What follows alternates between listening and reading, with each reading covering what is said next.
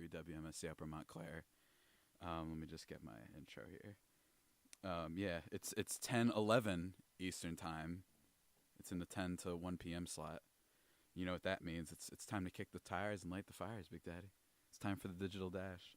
I'm your host, Javier Reyes, and for the next 3 hours, I'm going to be talking to you about all the little stories, the impressions, the unabashed opinions, the little idiosyncrasies out there in the world of pop culture goodness. And sometimes I feature, some of the most illustrious guests out there. Only illustrious guests. I don't know if I have mentioned that before. I only allow the best of guests. I'm being joined by, actually, right now, Mr. Anthony Rios. How you doing? Glad to be back, man. Glad to be back. He's my apprentice DJ. This is your last session, I believe? Yes, it is, man. This is the last session. Yes, all right, good thing I didn't cancel or anything like that. That would have been bad. That would have been pretty bad. And also, a special guest who's been here for half a second before, but mostly he was in the slot afterwards, and he's being on this show now. Please introduce yourself, sir. Yep, Saed Mohammed. I got lucky enough to have my class canceled today, Nice. so I was able to join you lovely folks here in the studio. Nice, man, nice. You came to the right place, let me tell you. Yeah, You Ann came keeps to the bragging right about place. this show. So You came to the right place. Not gonna lie, today's a little bit of a weird one, but still, it's gonna be a fun time. So today, guys, we're gonna be talking about the Oscars, of course, which happened last night. For those who didn't know, I'm gonna give my little recap on that. Interesting show. I think it was predictable in most ways, but interesting and foreshadowing of what the Oscars might mean for the future. I think that it's interesting. We're in an interesting time period right now with the Academy and what they stand for and what they don't stand for and whatnot. So I'm really excited to talk about that. That'll be the main thing of the show, and then after that, this is it. I've been saying this for a little bit. I have no idea what I'm going to talk about after that. I think I'm going to talk about baseball for a little bit. Might just shoot it with these two, talk some sports, because they love talking sports. Let me tell you, these two, they love to do it. They do the pointing where they're like whenever you say something or whatever. And we're talking about Paul George and James Harden and all the MVP candidacy stuff and Giannis and all. It's fun. It's really great. I love talking about basketball, so that'll probably come up at some point. But mostly I'm going to be like teaching these guys like the ropes, what to do, because this is their last session as apprentice DJs, I believe, if I'm not mistaken. And I want to make sure that they know what to do, to run the board, not run the jewels, but run the board. That's what they're great going to group. do. Really good group. So I'm going to show them how to do that, probably get them on a little bit later. But before all that, we're going to take a little bit of a break, and when we get back, we're going to go through the news roundup in the form of the opening dash. But yeah, stay tuned, guys. You're listening to 90.3 WMSC. We're just trying to get this thing right here. All right. We'll be back, guys. Stay tuned. It's going to be a weird, off-the-rails show. But you know what? We're going to get through it. It's going to be fun. Stay tuned, guys. Listen to 90.3 WMSC Upper Montclair. That was a little weird. Charcoal Baby by Blood Orange. It just was like, it just ended, And I liked it. I was kind of getting into the groove here. But yeah, I'm being joined by Anthony Rios. Yes, sir. And he's one of my apprentice DJs. And the other... Can you say your name again? Saed. I know it's difficult. Mohammed. I apologize. Saed Mohammed. I know. Mohammed. Okay, I didn't name myself, but I had to live with it. No problem. But yeah, guys, let's get right through it. By get right through it, I mean I'll try to get right through it. It's so bad. I'm so upset. Like, this is just one of those shows that not prepared, because that's the thing, guys. I don't know if you know this. Like, I prepare for my shows. I have my segments. He's been on a couple times. I have my friends calling him. We have the topics on. This week I was just like, all right, the Oscars, and oh man, because one of my friends gonna call in and a couple other things happen. But you know what? There's no rest for the wicked, as they say. So let's just go. By the way, man, nice T-shirt. I like your T-shirt. Man. Yeah, it's pretty cool, right? I got my little Cookie Monster, yeah, the cultural appropriation shirt on. No, I'm kidding. Nice. That's what people would say about it. The weirdos out there. Anyway, first up, let's go through the movie news and TV news. Sorry, movie and TV news. The first thing is Netflix canceled Jessica Jones and the Punisher. Reading from Wired. In a decision that most observers figured was inevitable, Netflix announced Monday that it's canceling Jessica Jones and The Punisher, the last two Marvel shows left on the streaming service. The cancellations come on the heels of Daredevil, Iron Fist, Luke Cage, and The Defenders getting the axe last year. Marvel parent company Disney is planning to launch its own streaming service, Disney Plus, later this year, and will, presumably, be consolidating all or most of its content onto one platform. So yeah, this was expected. They started canceling the Iron Fists and the Daredevils and the Luke Cages. Yeah. Once that happened, writing was on the wall. This was going to happen with Disney Plus's new show service thing coming out. You know, we'll see what happens there. I heard some rumblings that these shows might get saved by Hulu. I don't care. I thought Daredevil Season 1 was fine. I thought Daredevil Season 2 was pretty cool for 3 episodes. I thought The Punisher was bad. First season, anyway. I haven't seen the second season. Jessica Jones is dope. Did love Jessica Jones. That first season was hype. Oh, my gosh. Shout out Kilgrave. Great villain. And then I saw some of Luke Cage. And Iron Fist, people told me was trash, so I didn't even bother. But yeah, I heard the shows are fine. A lot of people are big fans of them. And, you know, so my thoughts and sometimes prayers, I guess, go out to the people who were affected. You know, their show's not on anymore. And the people who were fans of the show, because there definitely were a lot of people that like these shows. I wonder what goes into like the determining factor of whether or not a show is going to get like a second season, a third season. It's a lot to do with ratings and stuff, but behind the scenes stuff too. But this one, it seems more that they don't want to keep lending them the Marvel license for certain things because they have their own streaming service. Disney, and that paying is. them. Yeah. There you go. So R.I.P. Jessica Jones and The Punisher and the rest of the Marvel MCU shows, which I don't know why they were MCU shows because they barely tied into the movies aside from a couple offhanded comments about aliens invading from the sky. Like, it literally barely touched at all. But anyway. Moving on to the next part, or what's called story, not part, silly me. I was talking about Disney Plus. There was a rumor that I saw this weekend. I'm going to read from comicbook.com real quick, that an Obi-Wan Kenobi spin-off series is in the works. Reading from Comic Book, like I said, Lucasfilm is keeping the details of the product they're developing closely under wraps, resulting in countless rumors emerging about what Star Wars fans can expect from the franchise. The latest rumor regarding what series the studio is developing is that Obi-Wan Kenobi will be getting his own series on the new streaming service Disney Plus. The report comes from Star Wars News Net, an outlet which routinely offers fans more trusted information than a variety of Star Wars blogs out there, which lends credence to the report. In addition to the trusted nature of the source, various other clues that hint that this Kenobi series is more likely than the other reported concepts making their rounds across the internet. So this is interesting. I hate Star Wars now. That's one of my latest things that's happened. I hate that fan base. They're annoying, and they're just, they're insufferable, and they think, what's the word for people thinking that they deserve everything? What's that word? Privileged? Privileged. There's another word for it. I'm trying to think right now.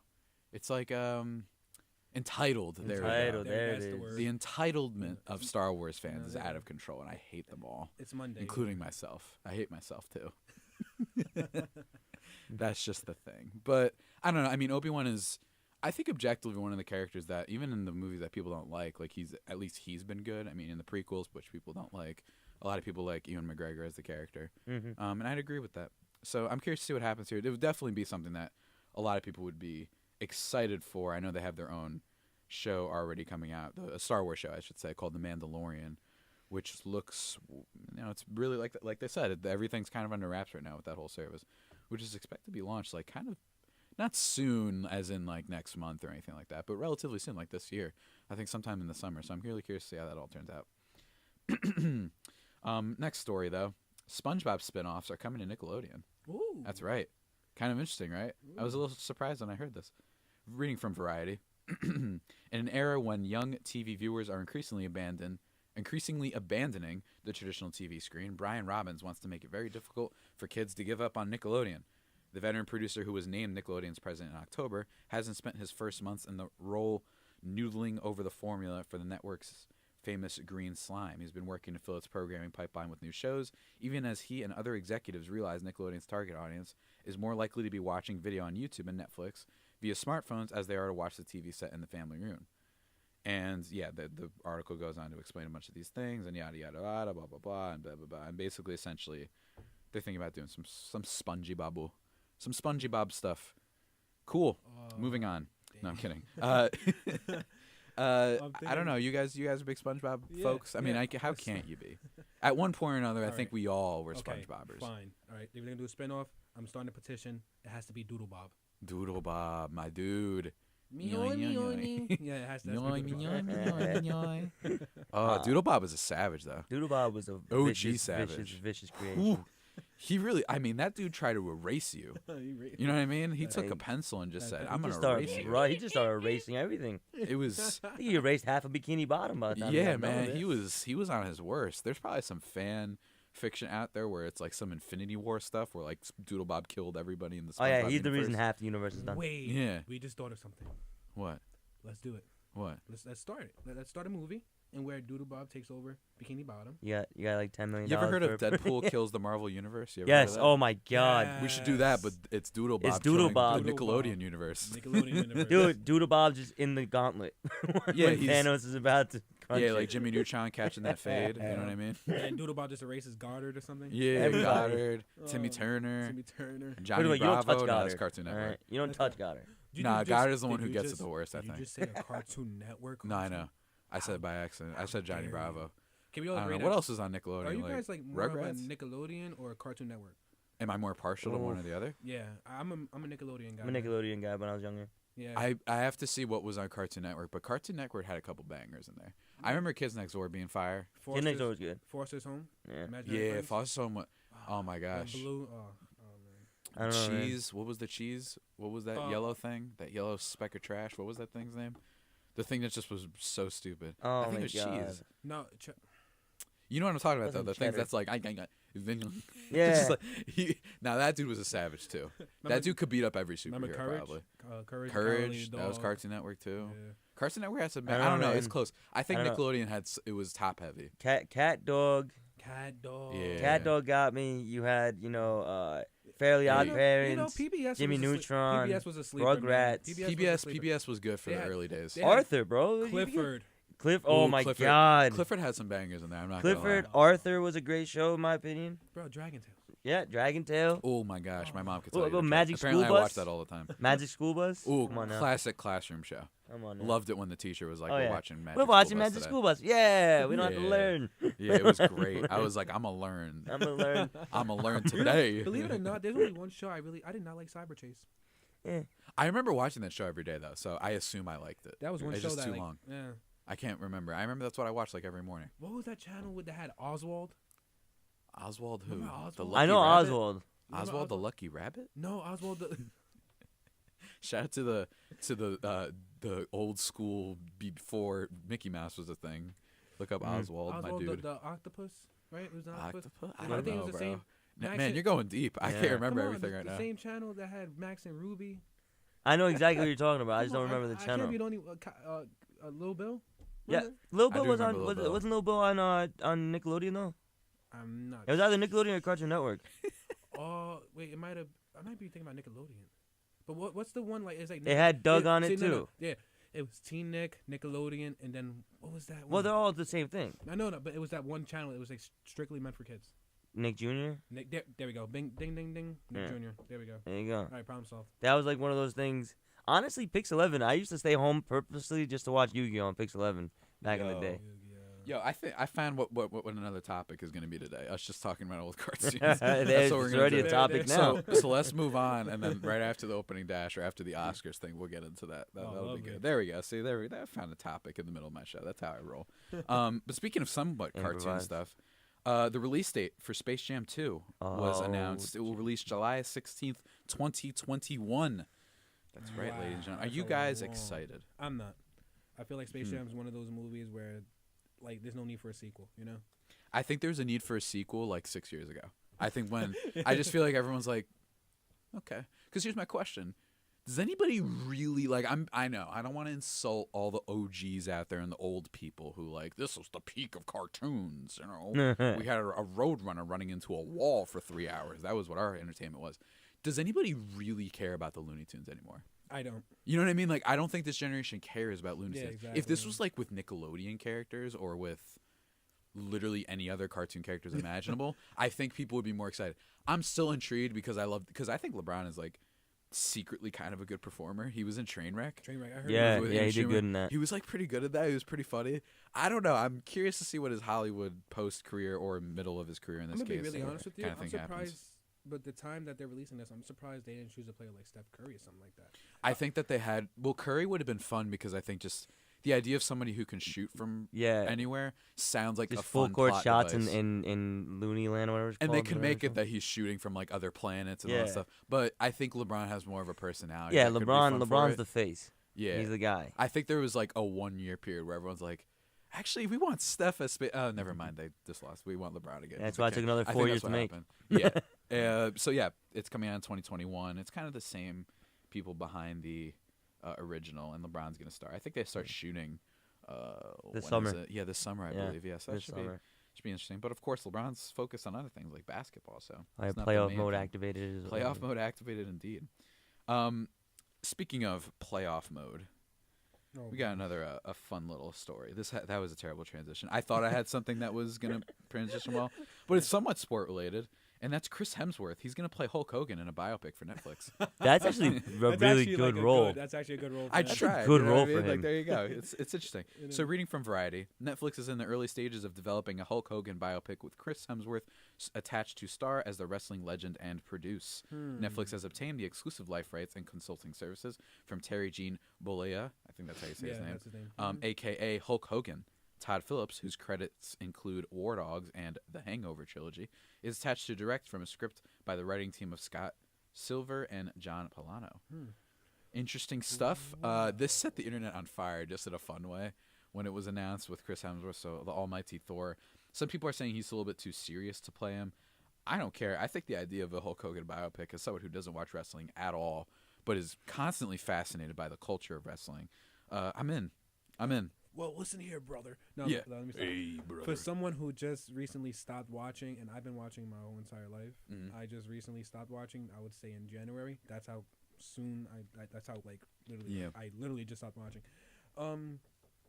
I feel like this was the perfect time for them to announce this, being that I'm not sure if you ever heard of that controversy regarding Hulk Hogan and the comments that he made. Him and WWE were not on good terms, and he was like erased from history, and then they got over it. Right. Everything it was everything, the apology, the agreement, and now that he's back, and I mean, people are not gonna forget what happened. You know, you can't erase that.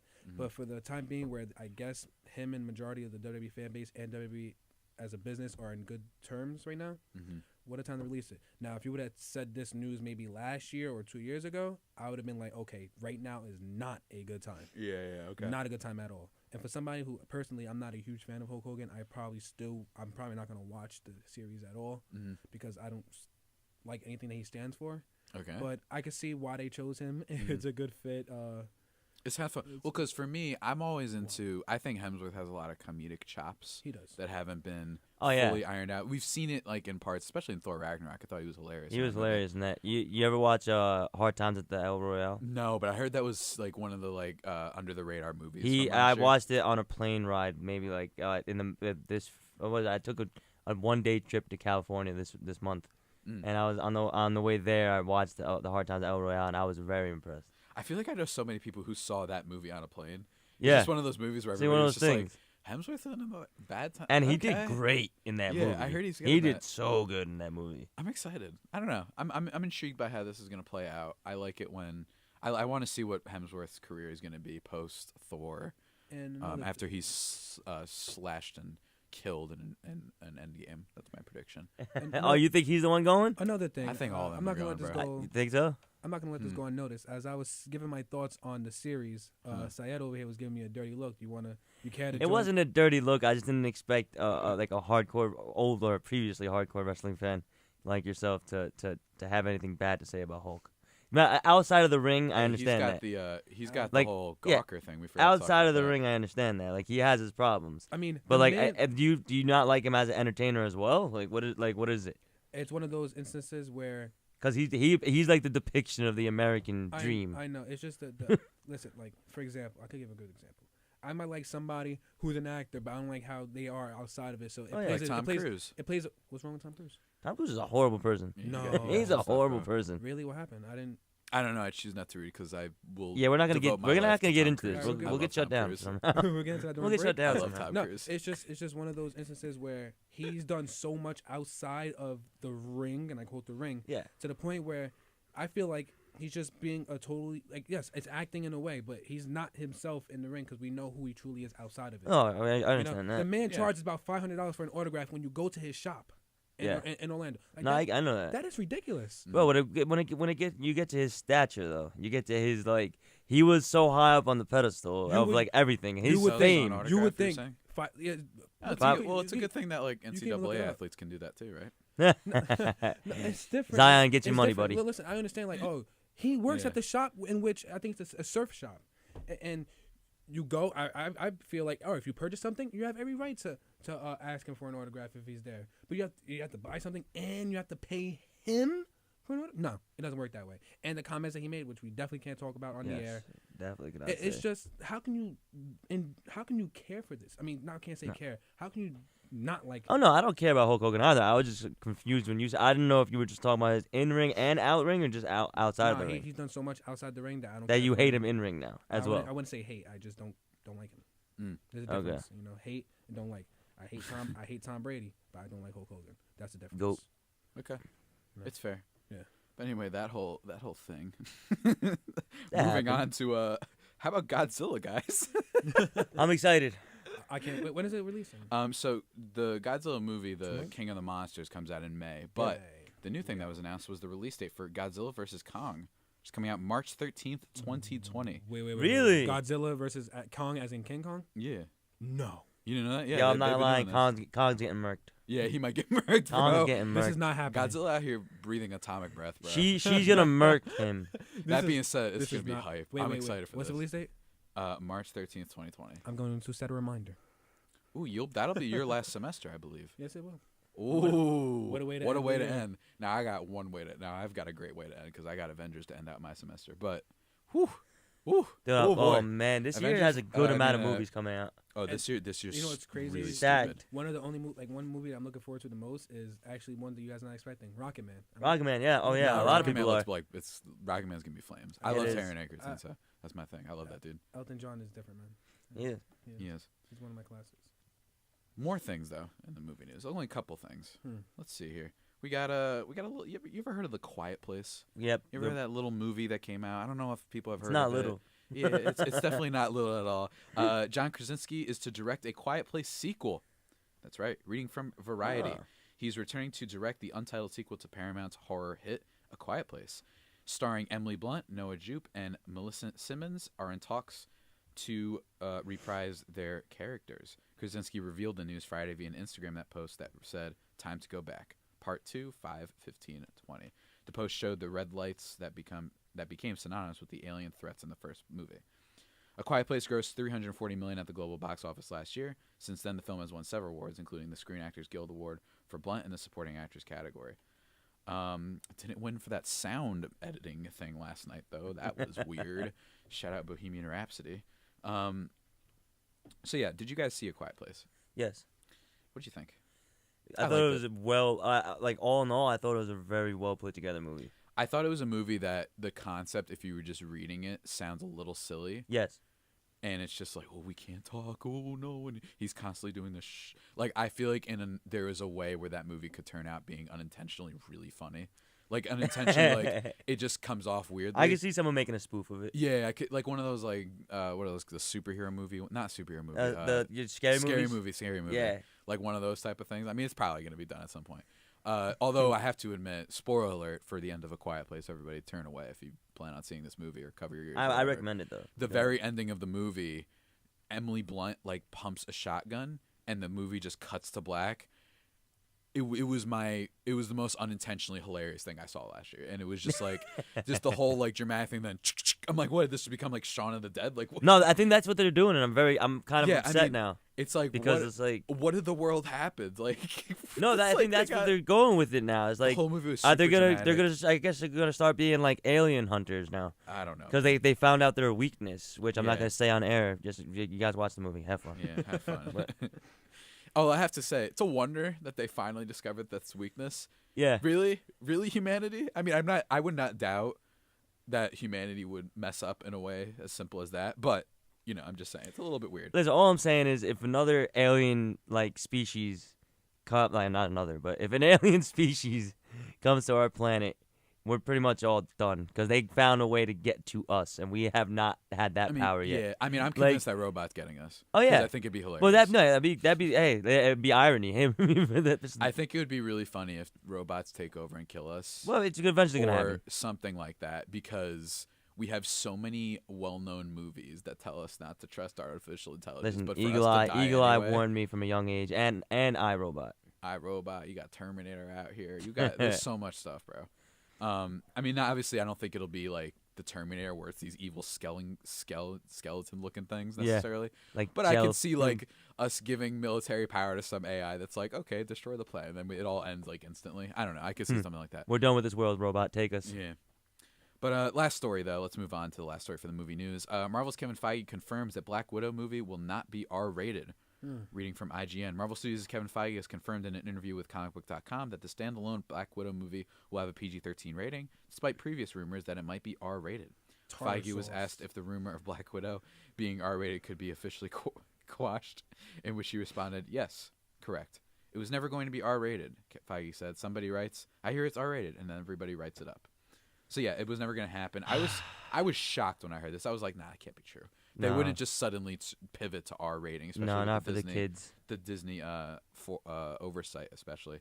Sad. I think out of their characters, it could be interesting.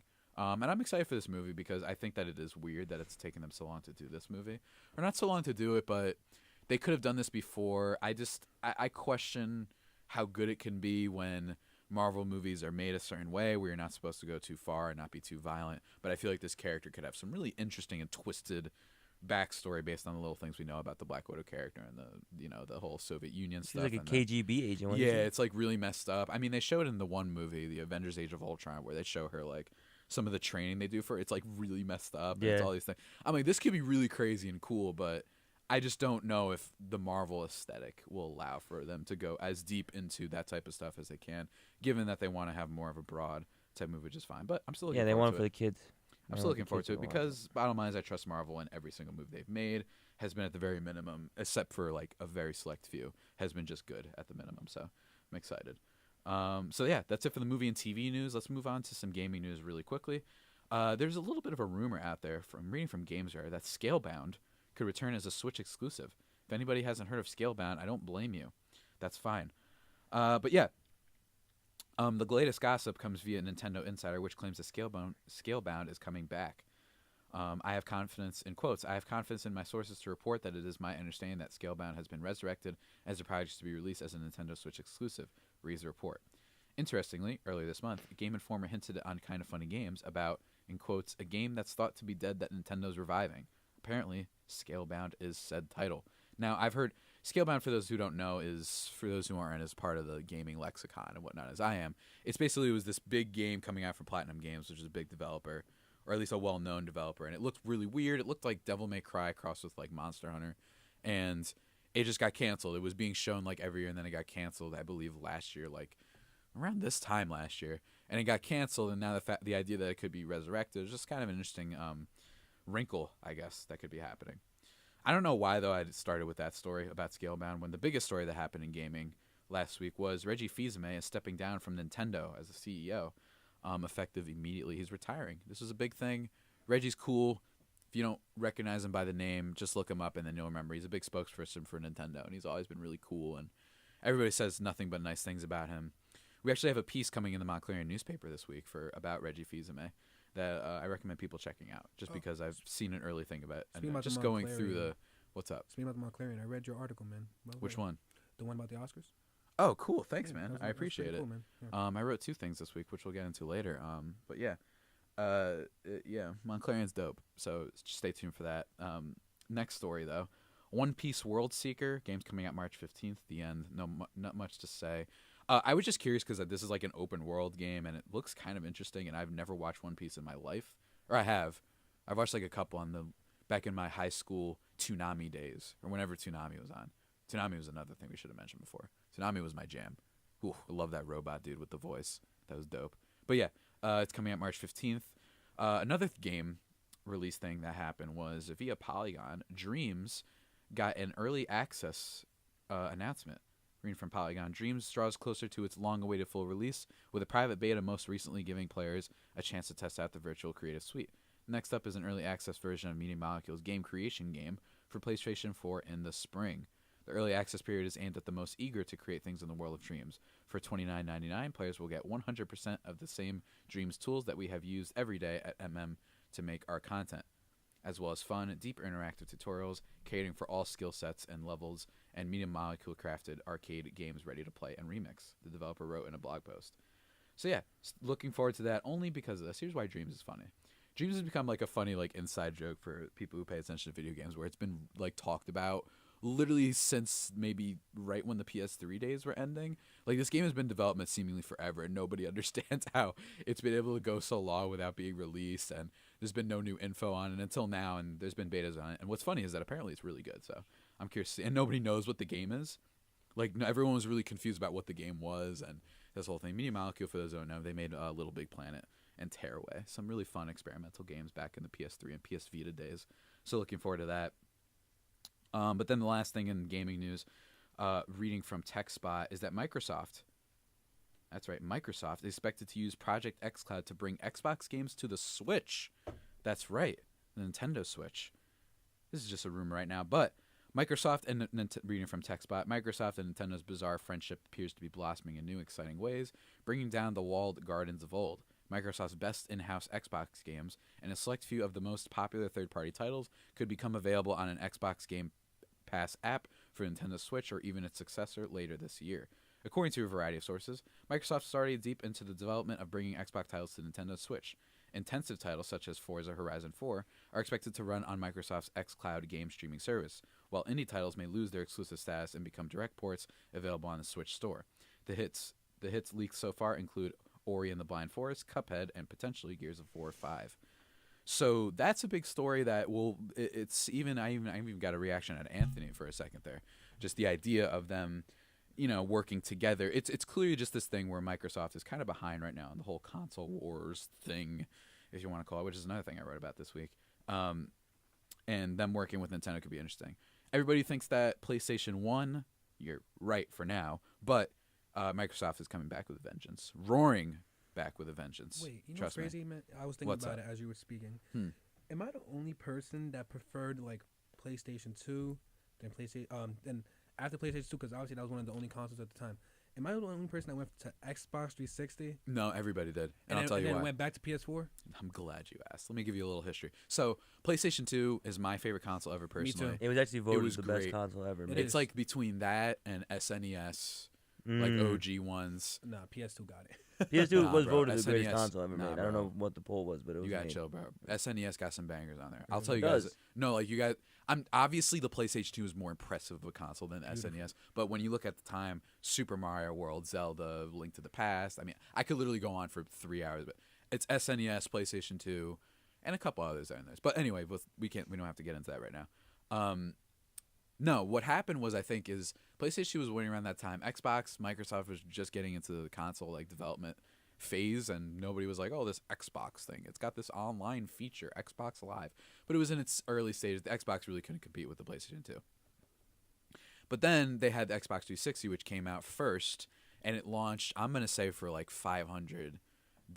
I'm gonna say, Yeah, I think it was for $500, which was some still a ridiculous lot. price back in the day. But then Sony came out later with the PlayStation 3, and it really couldn't do that much different than what the 360 did. Mm-hmm.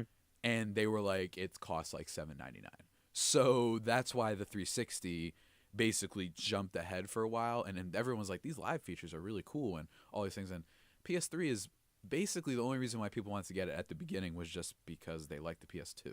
So everyone was like, okay, I mean, and none of the sequels are out. You didn't have like a Ratchet sequel or like a Jack and Dax or anything yet. Naughty Dog was working on Uncharted, but it really wasn't. Then, of course, later in the development cycle, PS3 started to compete more. They had a lot of cool games come out.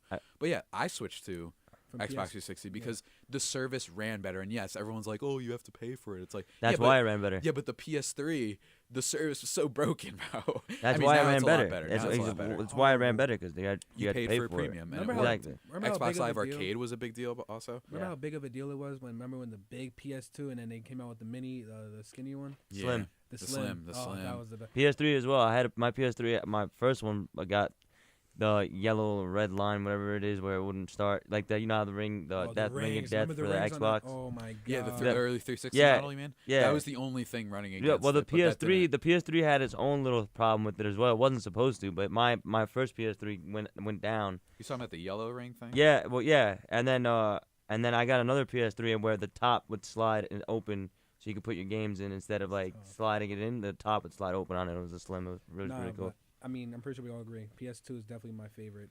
Oh yeah. Yeah, it's the best. In my opinion. So many bangers. Just so many. You got Kingdom Hearts. You got Ratchet and Clank. You got Sly Cooper. You got some Final Fantasies in there. You got Jak and Daxter. Oh my gosh. I mean, you got Jak and Daxter in there. You probably got some others. I forget. Bully. You got all the GTA games, and some of them ran on. Some of them came out on Xbox too, to be fair. But you got a lot of ones on there. My gosh. Memories. What a console! What a console! I mean, if I could find and it had mine, a DVD player at the top yes. on that, which was also sick. If I could find mine, I would definitely probably get a couple games in. Oh, I got one. Oh, you best believe I got. I stole it from my friend, bro. No, I didn't steal it. He let me have it. I remember like 2 years ago, all I did was there's this place called Digital Press, which is kind of around here, where they sell like older type of games, like PlayStation 2 games. Where is this located? This is like in Montclair. What's it called? Digital Press. I will be heading there. Continue. And they've got like some old like PlayStation 2 games. I bought like a Naruto game. I bought like yo, don't get me started. I bought 2 Naruto games. I bought this one Spider-Man game. I bought Ultimate Spider-Man. I got that again because that's my favorite. That's a banger too. I just got some old, and I was just having a nostalgia like time. Let me tell you, it was great. Man, and I want to hop back on that because. Man, forget the PS4, man. I've been playing Kingdom Hearts 3 right now, and I'm miserable, and I hate myself playing this game. I'm like, this is so bad. But anyway. If I'm being 100% honest, I'm pretty convinced, like, 10 years, I have a 10-year undefeated streak with Neji in Naruto. Oof. The 64 palm is unbearable. I remember I wasn't even into the show yet when I was first playing the game at my summer camp, and everyone would, like, lose their mind. They're like, oh! That's what's great about fighting games. If you can get a room that's, like, down, and when people are watching people play fighting games, there's something about that you can't replicate it over online. Nope. It's that on the couch, everybody's like, no! Like, it's just great. It's great. It's really great. I always enjoy that. Especially when Neji doing the 64 palm. 24 palm, 32, 64 palm. Oh, my gosh. I've been rewatching the show lately, too. So it was amazing. Another thing. But, yeah, that's it for the gaming news. Now to get into my reads of the week real quick. This is where I give 3 articles or whatever that I recommend people checking out. And for this week, the first one up is Trevor Bauer is more concerned with being right than being liked. This is from Sports Illustrated by Ben Ryder. I do not like Trevor Bauer at all. He's annoying and he's pretentious as heck. But I really enjoyed this piece because I thought it was, one, secretly funny and felt like it made fun of him, the writer, a little bit in ways that are really nuanced. Like, it just felt like the things that they chose to mention that Trevor Bauer was doing during the interview were like intentionally trying to make fun of him, which I enjoyed. But it's a really good interview, really good profile. And I recommend checking that out for those who don't know. He's probably the biggest personality or one of the bigger personalities in baseball right now, oddly enough. Oh, yeah, Bauer. And he's really just off the cuff, like kind of not nuts, but he's very interesting. He's got an interesting way of thinking. I think he comes off as being incredibly pretentious sometimes, but whatever. The next one, which I read just this morning, is Oscars 2019. Green Book is the worst Best Picture winner since Crash. This is from the LA Times by Justin Chang. A little bit of a snobby piece. And I hate snobbery in all types of forms, but it gives you a good look into why people might be upset about Green Book winning Best Picture last night, which we'll get into in a little bit. And I like the piece. I haven't seen Green Book yet, so I want to wait until I want to reserve my judgment on the movie personally. But in terms of what people are upset about, some of it is you don't have to have watched the movie to understand, which is that they didn't really talk to some of the families of Don Shirley, who's the black character in the movie. For those who don't know, that they didn't actually talk to his family, and the family said it's super inaccurate and it's really offensive to them, and they were like, whatever. It's just like, so there's a lot of behind the scenes stuff. There's so much stuff with the Green Book thing that people are upset about that has almost nothing to do with necessarily the movie itself, when if you watch it in a vacuum, which also you can't really watch movies in a vacuum, so everybody needs to dismiss that idea outright. But if you watch it in a vacuum, the movie is apparently quite good, so I'm going to watch this weekend and see what I think. But yeah, I recommend you guys checking out just a roast of Green Book by Justin Chang here. Just an excoriating, just ripping it to shreds. It was entertaining to read. And then lastly, to self-promote, Anthony did it before, but the couple things I wrote in the Montclarian this week, the console wars, Nintendo's future is no guarantee. I wrote that for the entertainment section.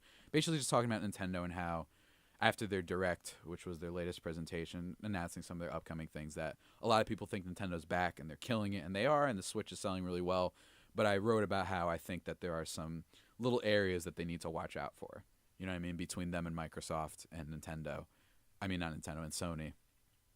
That there's a chance that I think that the Switch becomes antiquated by the time the PS5 or Xbox 2, whatever they're going to call it, are announced, which is widely regarded to be in the works and rumored. And the other thing I wrote about was the Oscars could learn a thing or two from the Game Awards. Just a take I had about some things I think the Game Awards do really well, and a lot of it has to do with their attention to their actual audience. And just a couple other little notes that I thought that could help the Oscars be a little bit more interesting, or at least add a new spin instead of popular movie award or cutting out certain awards from the broadcast. That there are more creative ways, I think, to improve the Oscars in any way, or at least make it more relevant, or what have you. That's what I wrote about. But yeah, just in general, I'm talking about the Montclair. Go check it out. Really good stuff. I'm one of the assistant entertainment editors there. We're doing great stuff. I did mention that there's going to be some Nintendo piece coming out this week about Reggie Fils-Aimé, some like student reactions type of things that I'm editing as soon as I get half a second to breathe, as we cross the top of the hour here on 90.3 WMSC Upper Montclair. And yeah, I really recommend it. You can check it out Wednesday, and usually Wednesday night and Thursday morning. You can check out the articles online at themontclarian.org, or if you prefer in the paper, that in your hands feel, you can get that on like Thursdays scattered throughout all of campus. I recommend checking that out, guys. But yeah, that's it for the opening dash. A little bit of an extended opening dash. We're going to take a little bit of a break here, and when we get back, we're going to talk some Oscar stuff. It's going to be fun. I'm excited. We're going to just talk about some of my biggest wins of the night, some of the coolest things that I thought happened, and some of the things that I thought weren't very cool and that I thought were quite unfortunate, as per usual. I'm actually, strangely enough, I'm getting in a better mood the more I talk. Thank you, guys. I'm like slowly being brought back to life. You know what I mean? I'm slowly back into it. I'm still miserable on the inside, of course. Just a decaying corpse of a human being right here. But nevertheless, we're still going to keep it rolling here on the Digital Dash. Stay tuned, guys. Listen to 90.3 WMSC Upper Montclair. Hey, we're back, everybody. Here at 90.3 WMC Upper Montclair. It's me, the Wolfman. I'm back for half a second. I forgot my glasses, though. I like doing this voice when I have the glasses on. I hope everybody's tucked in tight. They're surviving. They're living. They're thriving. Because now we're gonna talk some Oscars about what happened last night. A lot of stuff happened, man. Let me tell you. Anthony Rios is joining me. Hold on, let me put up his mic. I'll get rid of the voice. Yeah. What's up? How you doing? You doing good? I'm doing good. You're doing good? I'm doing good. And also, I'm going to mess up his name again, so I'm not going to bother. Syed. Syed. There you go. Where am I getting? Oh, because I know someone named Eastside. That's what that name keeps popping in my head when I think of your name now. So that's messing me up. It's all good. You can call me Cy. You can call me Ed. As long as you're in the ballpark. We're not doing. Yeah. Okay, or you could call him the president of the Saquon Barkley fan club. All right. Oh, stop it. President of Saquon Barkley fan club. Hey, I'm president. Can I be the vice president? You could be president, man. I don't care as long as people understand how good that man is at so what he good. does. I love Saquon Barkley. Let's go. But we're not talking Saquon Barkley yet. We're talking Oscars, man. Oscars. They happened last night. Yeah, Did you two watch? Did you watch it? I caught a glimpse of it. Guys, it's fine. Guys, it's not a test. No. Guess what time I fell asleep last night? Huh? 9:30. Really? Yes. Congratulations. Did you have a nice long sleep? That was great. I woke up without an alarm at 6 o'clock, fully awake. Wow. Yeah, man. That sounds pretty cool. Yeah, I like that. That's tight. amazing. That's tight. On a Sunday, man. I tried going to bed at 10:30 over the weekend. Didn't work. I woke up at 1. And it was annoying because then I play on my phone for half a second and then I was dead tired. I'm like, what? Then why can't I just sleep through the night? I'm clearly tired. I was like mad at myself. I was like mad at my brain. What's going on, body? Yeah, what's Shut down. Shut down. What are we doing here, man? Come on. But Oscars happened. I actually went to the Video Production Club's Oscar party last night. That was pretty cool. That was fun. Little watch party. And I'm gonna go over some of the winners really quickly. So for those who don't know, let's go through. I'm just gonna go by the website, the official Oscars website. So for actor in a leading role, Rami Malek for Bohemian Rhapsody was the winner. Actor in a supporting role, the winner was Mahershala Ali for Green Book. Actress in a leading role was Olivia Colman for The Favorite. Actress in a supporting role was Regina King in If Beale Street Could Talk. Animated feature film went to Spider-Man Into the Spider-Verse. Cinematography went to Roma, directed by Alfonso Cuarón. And costume design went to Black Panther. Directing went to Roma by Alfonso Cuarón. Documentary feature went to Free Solo. Documentary short subject went to Period, End of Sentence. Film editing went to Bohemian Rhapsody.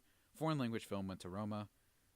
Makeup and hairstyling went to Vice. Music, original score, went to Black Panther. Music, original song, went to Shallow from A Star Is Born. Best picture, of course, was Green Book. Production design, Black Panther. Short film, animated, went to Bao, which for those who might not recognize that name, that was the thing that premiered before The Incredibles 2 over the summer. Really cool thing. Short film, live action, went to Skin. Sound editing went to Bohemian Rhapsody, as well as sound mixing went to Bohemian Rhapsody too. And for visual effects, First Man was the winner. Writing adapted screenplay went to BlacKkKlansman, and writing original screenplay went to Green Book. Just to quickly go over the winners there. Now here we go. Let's get right into it. Let's get right into it. I'm gonna go through the things that I didn't like that happened last night because I'm trying to make myself more positive, so I'm gonna leave that for later. So bad things. Full disclaimer: I have not seen Bohemian Rhapsody or Green Book yet. Me neither. Everyone that I trust, let's start with Bohemian Rhapsody. Everyone that I trust says Bohemian Rhapsody is trash, with the exception of Rami Malek's performance, who's pretty good. Although some people say he's a little overrated, but he was good. At least, like, people who hate that movie can agree that Rami Malek was pretty good. So I'm a little bit upset at, just from by people I really trust and by little glimpses and things that I've read, that apparently the editing in that movie is really poor, and it won for best editing. So that's a little strange. And then it also won for sound mixing and for, sound mixing, sound editing, and sound mixing. And a lot of people were like, what's going on? It doesn't make any sense. I thought A Quiet Place was actually going to get sound editing, just because the idea of not using sound and having sound in there, I just thought that was clearly going to be something that they'd award for that, because that was literally the gimmick of the movie, is that you can't make any sound or else you get killed by an ogre, sliced. I don't even know what those things are. You guys ever play Resistance? No. All right, no. Okay, well it gave me that vibe. The aliens in that game, but so that was one thing I was upset about. I thought it was just unfortunate that this movie that's being panned, because it sounds to me like Bohemian Rhapsody, the people behind that, just really campaigned super hard. And everyone's always saying, like, well, you got to campaign to win an Oscar, and Bradley Cooper, it's his fault and all this stuff. I'm like, yeah, God forbid that what wins Best Picture and wins awards every year is just what was good versus what people told you was good. You know what I mean? That's what seems to always be the case with the Academy, but whatever. No, God forbid. Yeah, God forbid. God forbid someone that actually deserves to win wins. Yeah. There were some really good things. I don't want to act like the entire Oscars was like it really, like there was some really cool things that happened. I don't know what that voice was. That was Wolfman. Yeah, that was the Wolfman. That was Wolfman. Was he? Some other bad things that happened. I'm already forgetting some of them because I forgot to write my notes. But I remember one of the things that happened was, what was it? Production design, short film. Let me go back. So yeah, the Bohemian Rhapsody thing was unfortunate. The next thing that was unfortunate is, again, like I said, I have not seen this movie, but Green Book winning Best Picture. There is a lot to unpack here, and I talked about this on the opening dash with the Reads of the Week. Green Book is, from what I've told from people that I trust, they say if you not objectively look at it, if you look at it in like a vacuum and you say what makes a movie good, what's entertaining, and just, the two leads are great with Mahershala Ali and Viggo Mortensen, that they're both great, and that the movie has a nice upbeat nature to it that makes you feel, happy on the inside, that it's a good movie. Good movie, not great, but good. And so I was wondering, I asked myself, why are people upset then?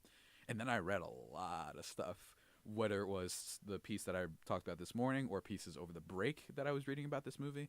A lot of backlash.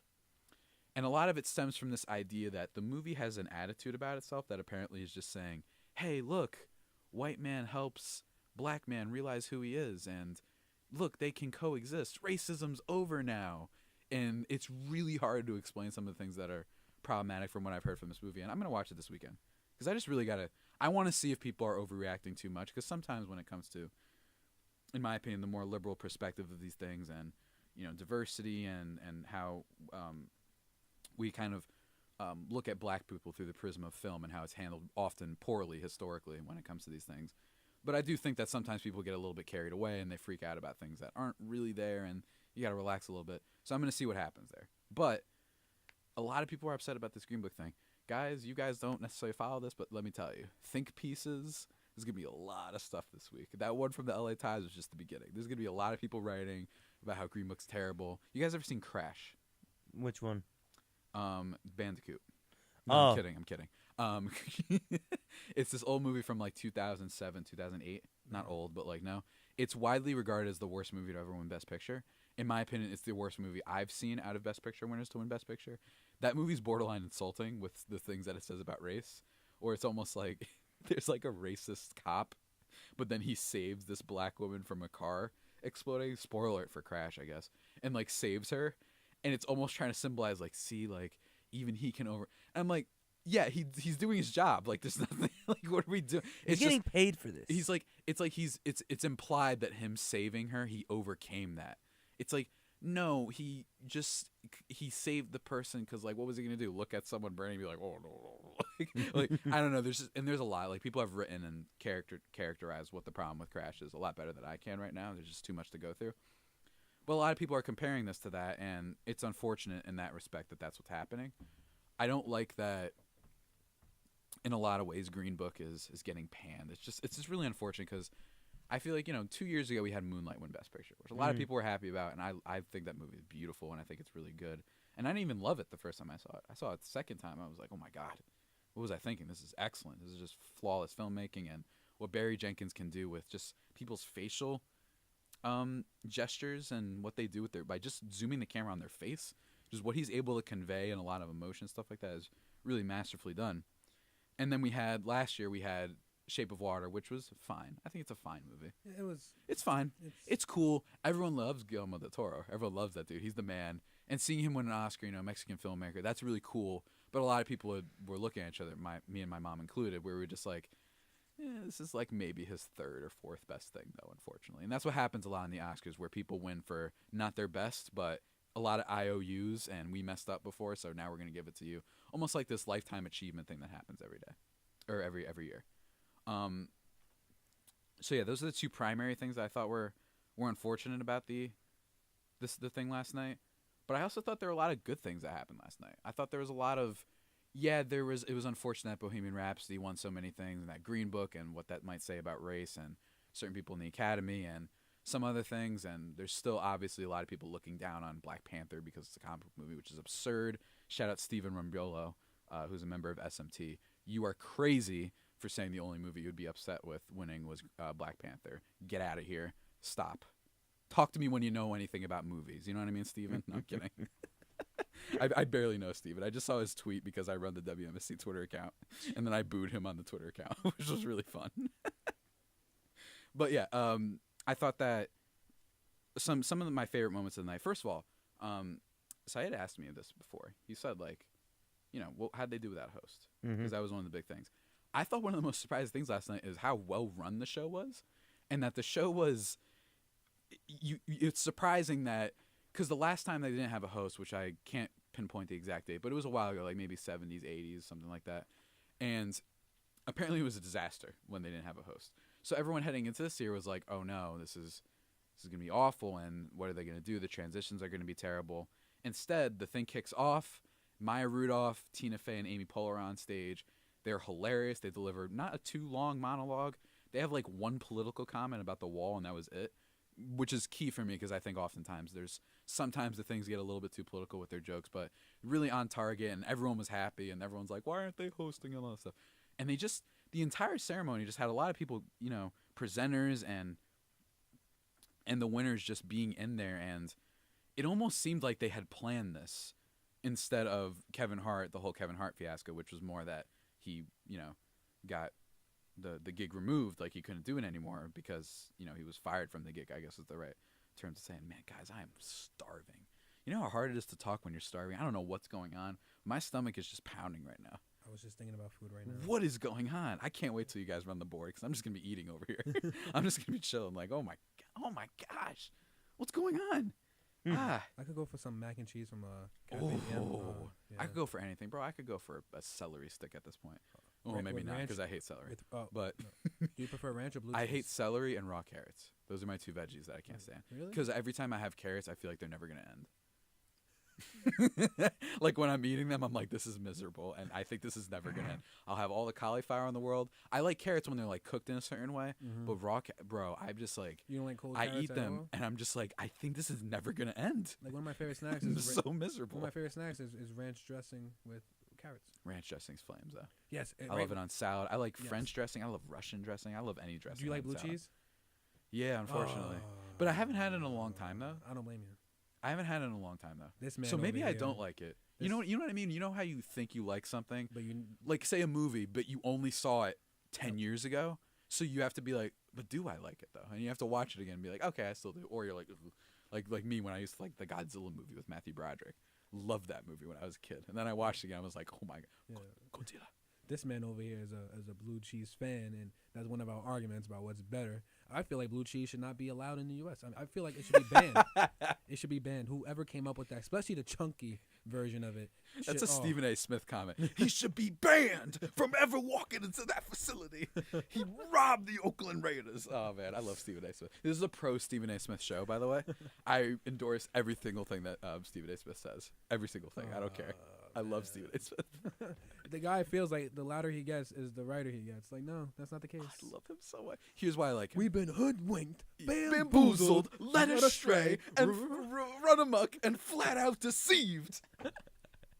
That's what the Oscars were last night in a lot of ways. That was me when Green Book won. I was like, we've been led astray, run amok, and flat out deceived. It was clearly Phil Jackson, the one that made all those decisions. Right? Yeah. Well, what I love about it is, here's the thing. Quick side tangent on Stephen A. Smith. We're talking about the Oscars. Sorry, guys. What I like about him is this. You know how sports culture, I mean, you're more familiar with this, obviously, probably, but just, it's a lot of hot take people, especially on TV. You just say Jason Whitlock, Skip Bayless, Shannon Sharp, who I like, Skip, Nick Wright, just all these people, and Max Kellerman. I don't like the hot take sports culture, and Stephen A. Smith is part of that. However, at least he's super entertaining about it. You know what I mean? So everyone who hates some of the things he says, even Kevin Durant, who like hates half the media now and is kind of a wuss when it comes to that, honestly. Like, relax, dude. Like, you're being asked like really lukewarm questions. Like, relax. And with him, even he admitted on a podcast where he was like, yeah, like there's a place for the Stephen A. Smith stuff, because he's super entertaining and obviously super passionate about what he's saying. And he just goes into character for like 8 hours a day. I don't know how there's been all these clips of like him like falling asleep at points that like, yo, they need to give Stephen A. some rest, man. My dude is carrying ESPN right now. Oh my gosh. But anyway, not to get too distracted from the Oscars. What was I even talking about? You're talking about Green Book winning. And yeah, Green Book winning and how it might be a disgrace. I still have to see it, but just let me be clear. Like I said, I have not seen the movie, but from what I've read, there's some problems. There's like a fried chicken scene apparently that's super insulting. Yeah, I know. And so that's bad.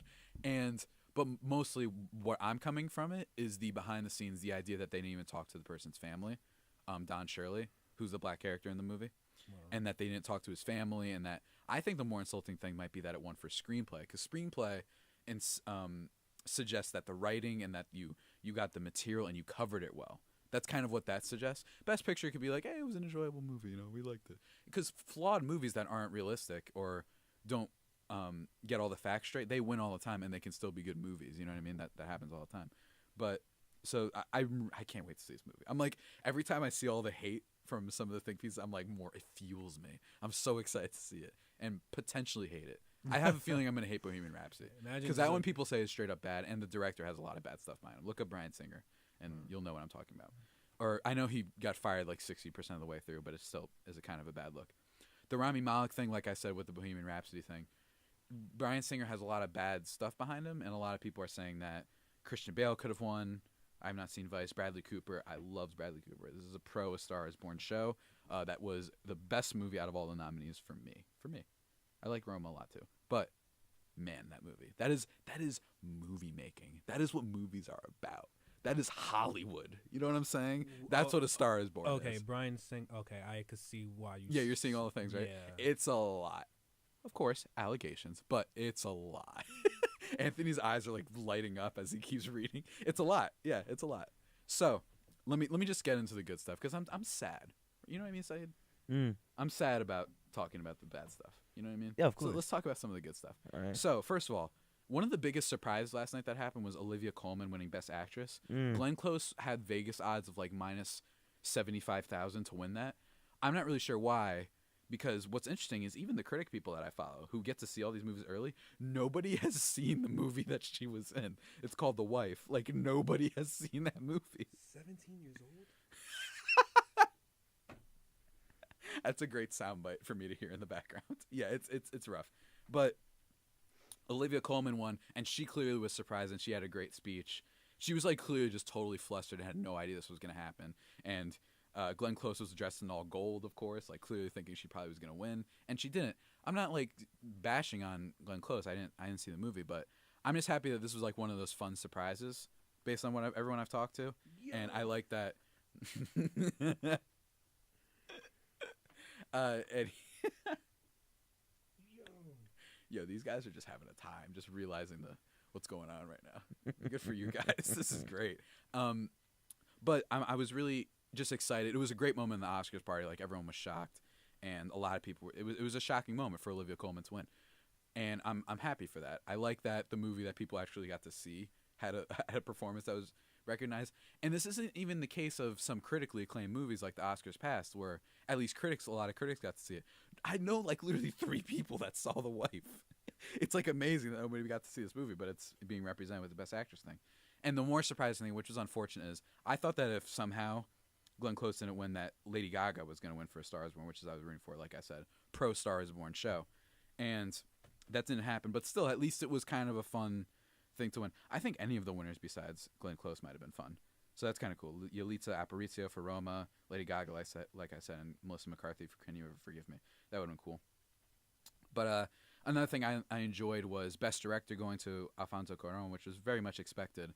It was just kind of cool seeing Guillermo del Toro giving him the award. It's just kind of cool to see Mexican filmmakers. They're best buddies, and it was just kind of fun. I love the interview that Guillermo del Toro gave about, or Alfonso Cuarón gave about when he talked to him about directing Harry Potter potentially, and Guillermo del Toro just ripping him in half. He's like, "You pretentious little, you know what? Like, Harry Potter's great. Go read the books right now, you snobby piece of trash." It was really, look up like Alfonso Cuarón Harry Potter or Guillermo del Toro Harry Potter or something like that, and you'll find the article of all the language that he was spewing at Alfonso, because he was like being a snob about daring to direct a Harry Potter movie. He's like, "You little," it was great, but really happy to see that. Another thing I was happy to see. Let's go through the real winners for me for last night for some of my favorite things. I enjoyed the Black Panther winning its 3 Oscars. That was really cool. For what was it? Let me see 1 second. MCU. It was they won for yeah, that's right. Best Costume Design, Best Original Music Score, and Best Production Design. It was expected a little bit more for costume design, although I think that The Favorite could have won that. That was still really cool, though. I enjoyed that. The costume design, obviously, in Black Panther is phenomenal. And it was the first time for Ruth Carter. It was the first time, here's a fun factoid for you guys. It was the first win for a black woman in a non-acting category in over 30 years at the Oscars. Oh, wow. So aside from Best Supporting Actress and Best Actress, it was the first time in like 30 years that a black woman won an Oscar. That's pretty crazy in a non-acting category. So that's a nice little factoid for you guys. So that was really cool. And original score obviously had a great score, and for production design, obviously, I thought The Favorite was going to win production design actually, but still very cool. And hey, shouts to Black Panther, great movie, and I will fight anyone who disagrees. And now let's get into the 3 things that were awesome that happened last night. The holy trinity of greatness. I don't even know which one to start with. Let's start with the man, the myth, the legend. Some would say, Mr. Spike Lee winning for BlacKkKlansman for Best Adapted Screenplay. His first Oscar, way too overdue. Should have won for Do the Right Thing. Everybody knows that. Probably should have won for Malcolm X. Whatever. He didn't win anything, but he got Game? No, he got Game isn't his best though. Do the Right Thing is his best movie. Just. And it's still relevant. It's so good. You know something went well when the president is just tweeting about him and all that stuff. You just know that he said something. This is great. This is great stuff. Congratulations, Donald Trump, tweeting at Spike Lee.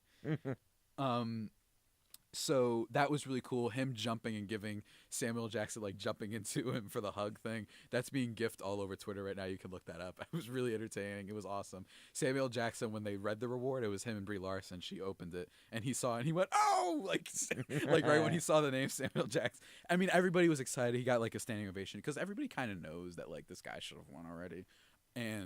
But he did. He finally did now. And that was a really cool moment. He had like this super political speech that I've mentioned before. I don't really like when these award shows are getting too political. I think it's gotten a little bit too far at this point. However, Spike Lee can say whatever he wants. He's the exception to this rule. I was super excited to see that happen, and congratulations to Spike Lee for that. I have to see Black Klansman too. It's another one I have to see. And number 2 of some of my favorite things that happened. Lady Gaga and Bradley Cooper performed Shallow last night, ladies and gentlemen. And that's what life is all about. It was incredible. That was a music performance. And what's funny is throughout the night we're getting this feeling of, man, what if Star is Born just doesn't get anything? What if it doesn't even get Best Original Song? Maybe that goes to all the stars for Black Panther. They went on stage and reminded everybody, no, that's right, we're winning Best Original Song. This song is amazing. Lady Gaga just destroys it. The tension almost for people watching on TV with them like so close to each other and all these things. It was just a great moment for all the hipster movie fans out there, like myself. And like other people, too. Great performance. It was great. And then lastly, Into the Spider-Verse, winning for Best Anime Feature. My second favorite movie of the year last year, and a movie that meant a lot to me. Not going to lie, I thought I was going to cry, I have to admit. I really thought I was going to cry when that happened. Guys got on stage and they said, you know, what matters is how there's people come up to us and they say, hey, you know, that was me. I saw myself on screen. I was like, that's me. You know what I mean? That's cool. And that they said, hey, I feel like I could be Spider-Man, and you know what? That's what it's all about. That's what they said in their little great speech. Movie. It was a great moment. Great movie, excellent movie. And as a huge Spider-Man fan, you guys don't know this. Everyone who's been on my show or has been listening to my show knows I'm obsessed with this thing. Everything Spider-Man, I try to fit it in. You can see my Twitter all the time. I find a way. I always find a way. And man, it was a moment. I like honestly was like getting a little choked up. I was like, this is crazy, because when the movie was announced, I was like, okay, cool, an animated Spider-Man movie. That's kind of cool. And then when it was coming out, I was like, yeah, I'm obviously going to see it. I'm a big Spider-Man fan. But then when the early reviews were coming in where they were like, this is like not just good, like this might be one of the best movies of the year, I was like having like an aneurysm. I was like, you got to be kidding me. There's no way. Is it really that good? And I saw it, and yes, it was that good. It blew my I think mind. it's somehow getting underrated, actually, in a lot of ways. It's so good. Yeah. Don't you understand, Anthony? Anthony, Don't you understand? Seen it, right? You haven't seen it? I recommend trying to go find a way to watch it any way possible. That movie was absolutely amazing. And the little brief speech that the guys gave after winning, I thought was really heartwarming and touching. And that's all you have to say sometimes. You know what I mean? And it was a great moment. Loved it. But overall, yeah, the Oscars were not that bad. It was a double-sided coin, not a double-sided coin. It was a coin flip. Which Spider-Man movie was it? Into the multiverse. Spider-Verse. The animated one. The animated one. And what's interesting about these Oscars is I think they represented both old-fashioned ways of thinking and new ways of thinking, with Black Panther winning and Black Klansman winning and Spider-Verse. Oh, the superheroes, they're here. Oh. And then, unfortunately, some old school things where maybe they still don't have a handle on race, and there's still some weird political things going on where Bohemian Rhapsody is winning all these awards, even though everyone I've talked to is like, that movie's awful. I'm just like, what's going on? I mean, I kind of understand why some people I've talked to like the movie, because I was excited for it just because, yeah, I want to listen to Queen songs. I don't care. Let's go. And I'm not one of these fake, by the way. Shouts to all these people who, for some reason, just discovered that Queen is good. Like, I feel like there's just been this thing, and maybe I'm on the internet too much, where everyone's, like, acting like they're the biggest Queen fans of all time now. I'm like, did you just realize this is, like, they're great? Like, did people just realize that they're one of, like, the 5 biggest or best rock bands of all time? Wait, so Bohemian Rhapsody is based on Queen? Yeah. Oh, I was confused for a second. You didn't know that? No. I didn't. Oh, my gosh. Yeah. That's the soundbite for the episode. See, at least he's not one of those like, oh yeah, I know what you're talking about type people. He's gonna ask you straight up. I respect it, but that was great. I'm saving that and I'm injecting it into my veins. Just us talking about it. Wait, Bohemian Rhapsody was about Queen? Like, oh my god. If I promote the episode and do all that, I'm gonna have like one of those sound clip things. Just, wait, Bohemian. I'm just gonna play. That was incredible. There's your thumbnail right there. Yeah, that's the thumbnail right there. Oh my gosh. Oh, Anthony, you're the best. I try. But that's my take on the Oscars, the basic kind of feeling of it. I thought it was a good show. I thought it was better than last year's. I thought last year's was super predictable in a lot of ways and in a lot of unfortunate ways, in my opinion. It wasn't as like some of the winners last year. I don't think they were offensive or potentially offensive as it looks like Green Book and Bohemian Rhapsody might be. But I did think that they were just kind of boring and ordinary, and I thought they could have been much more interesting if they went in a different direction. But, hey, you know what I mean? Like, you can't win them all. Hopefully, I can't wait to read all the pieces and that are going to give me different opinions for potentially next week and how I feel about the Oscars and what these wins say about the current status, I should say, of the Academy and how they think about things. Some people are saying this is a backlash, and them saying, like, Green Book won because they were upset that people were upset. You know what I mean? They were, how dare you not like this movie? We're going to vote for it for Best Picture now. So I'm really curious to see if that line of thinking continues in next year's show and just what happens. I'm really excited. I got to digest more because I got home really late and I didn't get to read as much as I usually do. I like to do more research and stuff, usually for my show. Not always, as you guys can tell. I'm just kind of going off the cuff, you know, right now. It's just been it's been quite the show. Wow, I've only been talking for an hour. Wow, only. Usually I'm at like 2 hours by now. Or like an hour 40 is about the time now. But yeah, those are some of my thoughts on the Oscars last night. Pretty good show. I enjoyed parts of it. Can't wait to see Green Book and Bohemian Rhapsody to see what I think. Especially with the latter, because the latter apparently is just a bad movie. At least the other one might be good.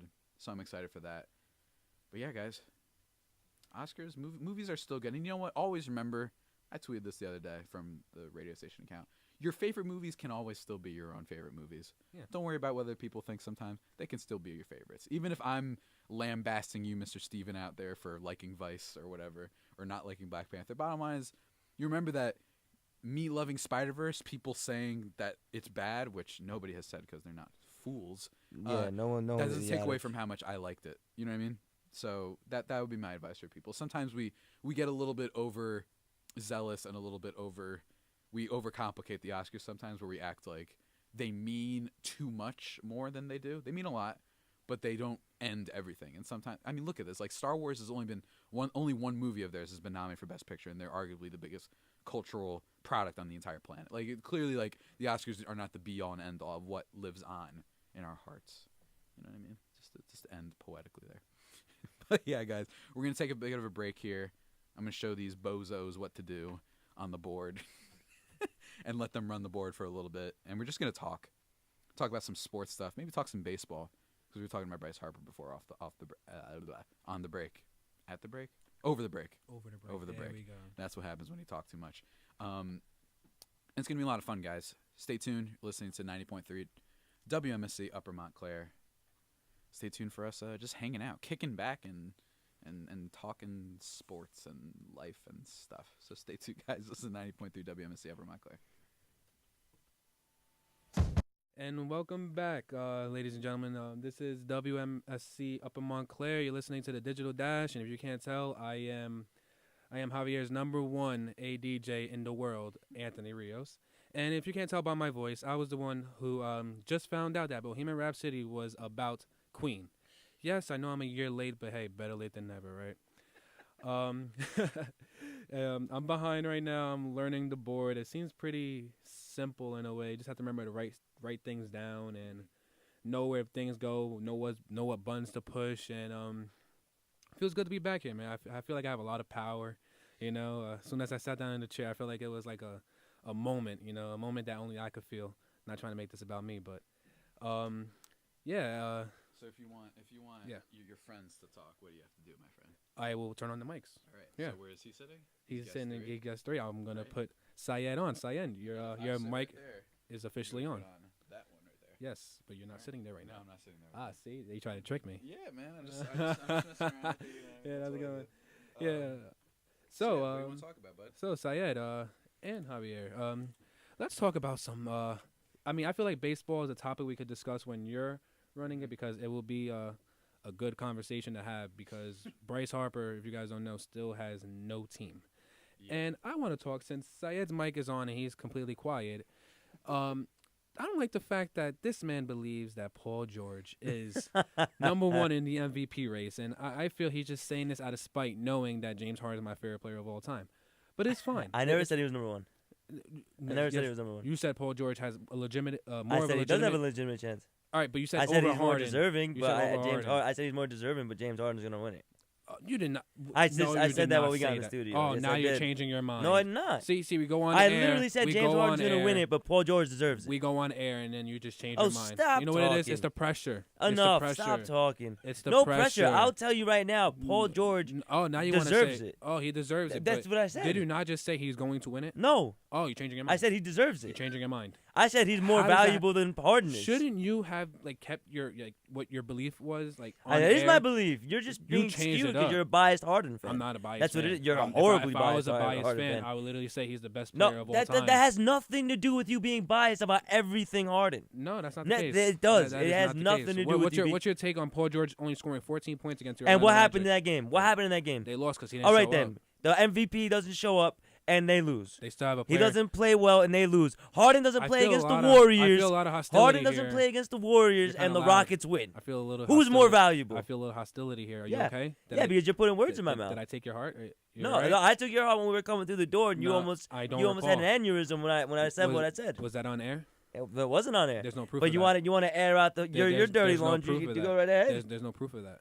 You have anything to back that up? No, I can't have anything to back it up, but you know All I'm then, right. so And everything that's why you're saying, denying it right now. I'm not denying it. I But said you you have all proof. right? So coming from a man who I just said- told me, oh, it's pressure about being on the air. Yeah, it is. Why are you backing yourself up right now? You know for a fact you flipped out on me when I said that Paul George was more deserving of the MVP than Javier, Harden. remember when I was bashing LeBron and you muted my mic?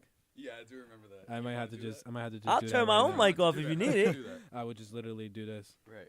Oh, Oh, no, that- off. That. There you Yeah. go. And here's the funny thing is he could actually technically turn on his mic. But you have the power to just be like, zoop. So even if he goes, and you see it turn on, Yeah. nothing's coming out of there. Oh, Look, yeah. Talk, man. Talk. Yeah, see, nothing's coming on. See, Nothing's ladies and coming gentlemen, I did all of you guys a favor today, because this man clearly doesn't know a thing about basketball. And by the way, we're doing here this. we go with the bashing. We're doing this. We're doing this ADJ program in hopes of having our own debate show come fall, maybe late summer. Look at him So with the show, mo. hopefully, look forward to that if it does happen, because that's going to be must see. I can't Must say, hear. must hear. See, I can't say must see TV. Must hear radio. It just doesn't have a ring to it. Must see TV. Yeah, it's gonna be must see TV. I know it's radio, has to but be. must see TV sounds a lot We'll have a better. camera in here. We'll have a Don't worry. camera. Yeah, it'll be televised and it will be on air. So look forward to Facebook that. Live. Hit it up. And if you guys can't tell, For the record, it absolutely won't be on air like on regular channels. You guys, it'll be on radio. It'll be on Oh. Facebook Live, Facebook- podcast, Well, Yeah, YouTube. you guys can do you can be taking a selfie like, hey, tune in, yo. yeah, We're doing it. You can do we something could like do that, man. Because if you guys can't tell, Saed and I don't agree on anything.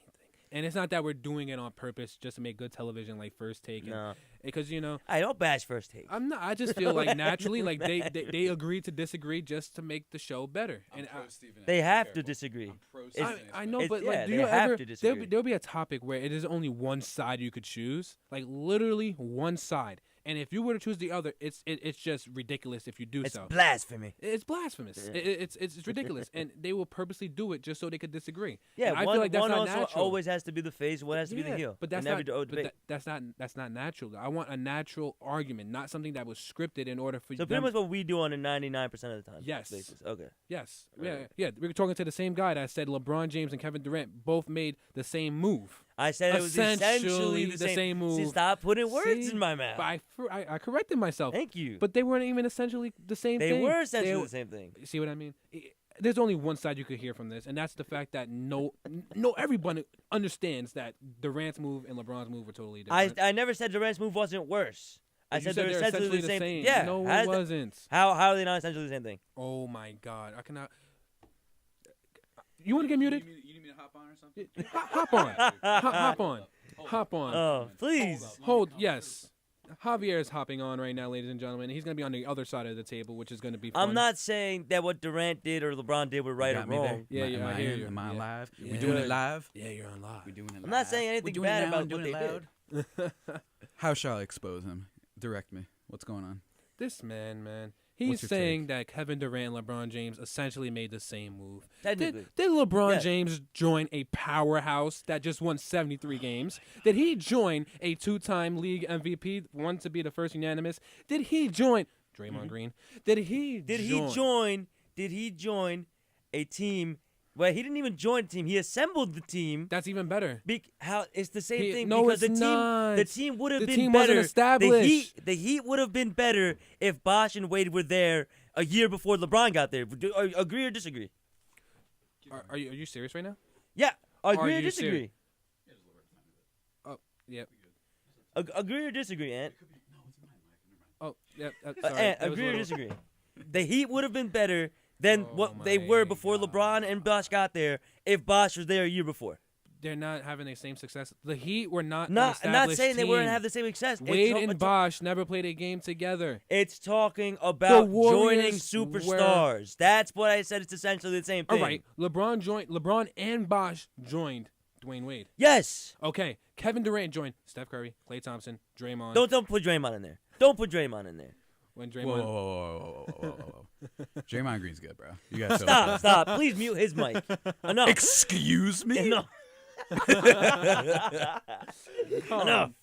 All right, listen, I agree. Don't get too comfortable there, all right, man? You know what I mean? I'm sorry. This is his show. I apologize. All right. It's so fun. Listen, I'm not gonna lie, man. That's gonna be the only thing. See, that's the only thing me and Saed and I, I'm sorry, agree on, and that is politically correct. There you go. And that is Draymond Green. Both. Draymond Green is not good at the game of basketball. He's not good at the game of basketball.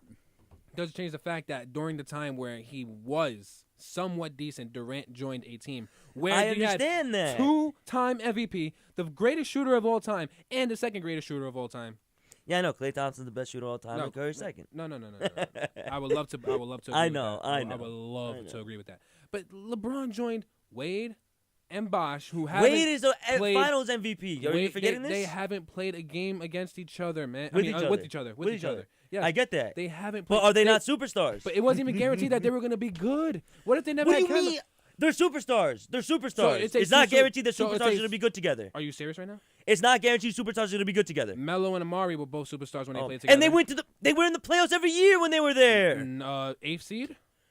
8th seed one year, and they were. Are you comparing Carmelo Anthony and Amari Stoudemire making the playoffs to LeBron James, Dwayne Wade, and Chris Bosh? You just brought it up. I didn't bring up Melo and Stoudemire. I'm giving you a point in where yeah, you gonna say it me? Where two superstars don't have to click just because they're they superstars. Still made the playoffs. What have the Knicks been? Hold on. Let me. I love how everybody quieted. That was really cool. Oh, cool. I like being in charge of something. Chris Paul is the best player to ever play the game. Thank you very much. Listen, I don't know, man. I mean, I think bottom line is you guys are somewhat agreeing. You guys have agreed on a couple points. I don't think you realize it, though. First of all, my friend thought it was really funny when he said politically correct instead of grammatically correct. I was like, both. That was funny. Yeah, it's tough out here. I think Durant, he whack. You know what I mean? We all agree on that. He with the feds, you know what I'm saying? Like he ain't. I'm just kidding. I don't know. I think that a lot of the basketball talk. Now, here's one thing we can agree on, or not even agree on, but where do you guys think he's going next? Because New York. My theory and my thing with this is, I think a lot of the reason he wants to go to New York is because he clearly cares that everybody hates him. Yeah, we went over. Yeah. Like he cares. You know what I mean? He definitely cares that everybody in the front. league is like. He needs to be like, you know what? I need to win, like. For the Knicks, this dumpster fire of a franchise, probably the most overrated franchise in all sports, next to the Cowboys. Yes. At least because the Cowboys have at least won like 5 Super Bowls at a point. They won. You know what I mean? At least they have a glory days. The Knicks have like what, like 2 titles. Eastern Conference Finals. 71 Eastern Conference Finals. Patrick Ewing layup. Yeah, like the Patrick layup Ewing 3-step travel from the post. Yeah, but we're gonna keep talking about that. But then everyone's like, oh yeah, the Knicks. I have to admit though, man. I'm not gonna lie, it's gonna be pretty hype if the Knicks are good. I just have a feeling like they do have a good fan base and it's a great place to play, but the organization itself is bad. It's gonna make sense then. Did you guys? If you guys hear about the video that surfaced the web and it actually leaked? Well, I don't know who got this footage, but I believe it was during the All-Star game, right before everyone went out for shooter. Oh, you talking? Oh, when Kyrie and Kevin Durant were talking. Yeah, but I don't know. And Kyrie looked at him. I and agree. Said, I think it's true. Kyrie looked at him and said, "There's 2 max slots." I don't know. Well, that's lip reading. reading. That's allegedly saying that. You don't know what he said. I literally, I watched. You the watched it, but you don't know what he said and specifically. and over again. I understand that. Remember, I agree. That's what he said. He held up the 2. I understand that. I agree. That's what he said, but you didn't hear it. You know that there's no audio. How come no one could have got closer or just? right? You ever just wish that you could read someone's mind for like 3 days or something? Yeah, I want to know why every GM thinks Draymond Green still belongs in the NBA. And I want to go through your mind to think that DeAndre Hopkins is not better than Odell Beckham Jr. But that's a topic for a different day. Said All right, here's the overall. thing with that. I said Here's the thing. overall. They're both really good. I don't like doing the receiver thing. I put them in tiers. I think it's the Beckham, Brown. Hold on, I'm missing some. Jones. Odell, Hopkins, the yeah. Jones. Like that's the god tier of receivers. Damn. I think it's a lot of times it's just kind of like here's how I look at it. If someone was like, "Yo, we missed on DeAndre Hopkins, bro, but we got Odell Beckham." Like who would say that? Who would be like, "Oh no, we got Odell Beckham instead." Oh man, we lost. It's just like you could argue, one is better than the other, but bottom line is it's kind of like it's They were like both that. amazing. I think you guys are gonna like this one. Oh, we had Antonio Brown, we lost him, but we got Keenan Allen. Yeah, hey, hey there, hey. Listen, I said Keenan Allen. overall. 13 overall, the I said. Slayer. I like Keenan Allen. Remember when he sliced off the knees or the legs The of every pass, Steelers linebacker when they were playing that one game where they matched up linebackers against him, and he caught a pass 18 times. Oh man, He was like holding the decapitated head of another Steelers Literally, lineman like- after every play. You He know, was just like, I he's still like, that's believe- right. Who next? I still believe it's a myth that we all have to like find out the truth about. How does Phillip Rivers throw the ball like that? It's all in the core, bro. My dude is wild. he's like, "Hoo." Like I don't even Bro, know what he's doing. That's exactly why he's gonna play forever, because he doesn't torque his neck at all. It's just all in the core. Oh, I see And, what you did like- there. I see. He's like see the where you- Batman of I see throwing where a you're going football. with that. What? You want to keep going? What? Neck injury. You want to. What? I didn't say anything. You want to throw subs? Was this a diss? You wanna- what yeah, was this it diss was. at? I don't even know what the Is hell it you're Peyton talking Manning? about. Oh, you no. See, there's your No. cult fandom right He's there. just throwing Everything subs. has to be about the Colts He's with throwing Anthony right subs. now. He's throwing subs. I'm man. not throwing. I swear on my life, I wasn't throwing any It's subs. fine. It's fine because my team's starting quarterback is way better than Eli. Oh, see, now we're actually throwing subs. And when I can say I've seen 2 championships in my life, how many have you seen? One All right, then. Enough.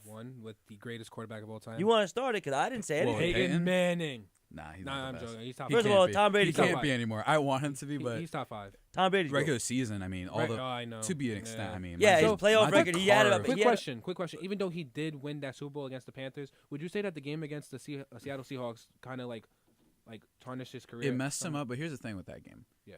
There was something wrong. I cannot. No one will ever convince me that the Seahawks were that much better than the Peyton Bronco.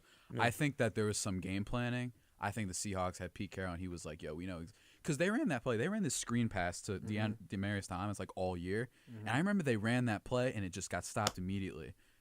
I know they have a good defense, but there was something about that play that I always look back to where I was like, just thinking to myself, I really think they just completely prepared. And on top of having a good defense, they just knew what Denver was going to do. Denver was not prepared. It's almost like this is not the best analogy. But you know how the Ravens played the Chargers this year, and they kind of tried to run the same thing that they ran against them before, without changing anything. Yep. Yeah. That's what the Super Bowl felt like to me, where Denver was like, yeah, it's going to work again because it's been working all season. I think that they were more prepared. I don't think that they were that much better than the Broncos. Maybe they were better, but they weren't 40 points better. I think they were just ready. 43-8. I think the game might have been over by like the first quarter It was. in terms of like that strip, the sack. Was it a sack? It was like a Yeah. safety Sack, right? fumble sack. It was like a And- fumble off first snap. I think they were just prepared. You know what's worse, man? That was the Super Bowl that took place. That took place at MetLife. Mm. You know, we get a Super Bowl was here, nuts. and it's that one. You know. No, I love how they were like, yeah, it's gonna be like a foot of snow that day, and then it came out to be like 55 degrees, and then the next day it just pounded Hey, us with snow. when is the Jersey weather ever accurate? Yeah, I agree. Peyton had some unfortunate things. I think when you look at his playoff career, he's had some bad losses. To I think he teams had almost a shouldn't losing record. technically lose to like the Chargers. Yeah. He probably shouldn't have lost those games. There was one time they played them where straight up the Chargers were lit though. I think it was a regular season. It was when Amari, Cromartie like picked them off like 5 times. Oh, God. That was like a season where the Chargers were straight up good. But there's been some like there was the year that the Giants won the Super Bowl or the year before that when like the Chargers weren't very good. They lucked into the playoffs. The Darren Sproles game, that was an infamous Sunday night game. That was oh my gosh, what a I game had my for me. rally towel. That was I had my jersey on. I had my hat on. I had my socks on, and Darren Sproles just torched us. that was a moment. That was a sad moment. I cried. But I I cried. think that there's also been some moments for Peyton where it's like, is it really his fault that like Baltimore and Joe Flacco put up like 45 on them? Like that's not really. there comes a point where I'm looking at this like, Brady, like, bro, you had like Jared Goff in the Super Bowl putting up 3 points. Like, it's not, don't get me wrong, I think that we kind of have to be like, yeah, Brady's probably the best ever. He's like 45 winning Super Bowls. I mean, the greatest system quarterback of all time. He is, which makes him the best because that system is the best. I mean, it's just, it's just always like. He wasn't that great this year. Like, LeBron proved, like, I'm going to give you an example. LeBron proved he could win with a big three and without a big three. Mm-hmm. He proved, well, when did he sorry, win Kevin Love. Kevin Love was not Kevin Love in 2016. He was still a double-double. He was not Kevin. He was not Minnesota Kevin Love. He's never. All right, never mind. Go ahead. Keep going. Anyway, keep going. Like we're not going to agree on that either. Before I was rudely interrupted. Nothing rude about what you're saying. You're being rude. It's just I wish like there was one season where like Tom Brady could just prove himself without Belichick. You know, it's never gonna happen. I know it's never gonna happen. Yeah, I know. I know what you mean. Like for example, like Gronkowski. This is a Tim Duncan argument. I would love to see. Oh. No, Timmy D. Do people do that? I feel like Tim people Duncan, do that. They do. If he wasn't They on do. the Spurs, They do. then he wouldn't be the same. It hurts to say that, but I could somewhat agree. Oh, but so you can say it about Brady. I'm a Tim Duncan You can fan. say it about Brady. I said I could agree with him. Anyway, About real quick though. The same could be said about Tim Duncan. Real quick though. Yeah, like the Peyton Manning things, I think he's had some unfortunate, like, bad defenses. And right when he finally lost it, his defense got crazy. So that was the thing. That Super Bowl, by the way, looking back, I really wish the Panthers won, man. I really wish the Panthers won. That was one of the few Super Bowls where, like, I looked at it, was like, I wouldn't mind any of these teams losing. I know Denver's in my division. I'm not like you guys where I hate the teams in my division for whatever my favorite team is. I'm like, yeah, I hate them. Yeah, boo. But I'm not like, I hate their guts. I usually need more of a reason. That's just me, though. And it's perfectly fine if you guys are like, I can't. I hate the Texans because I'm the Colts fan. Yeah. But sometimes I'm looking at this like, I need a reason. The Red Sox, I'm going to come full. I gotta come clean. I'm a Yankees fan. Yeah, so am I. There was a point for at least like 2-3 years where I was like, oh, no. They're not that bad. Red Sox are fine. No. But then they sparked it back. You had Joe Kelly, the coward known as Joe Kelly. You had, who was the other one that they had? And I have to admit, I kind of liked Poppy. I kind of liked some of his things he was saying. You have to respect Poppy. I'm going to be honest with you. You can't, I mean, I'm He stuck up for Jorge Posada, though, that one time. You can't Shout out to my mom if she's listening. That was great. I don't know what it is. I just can't dislike David Ortiz.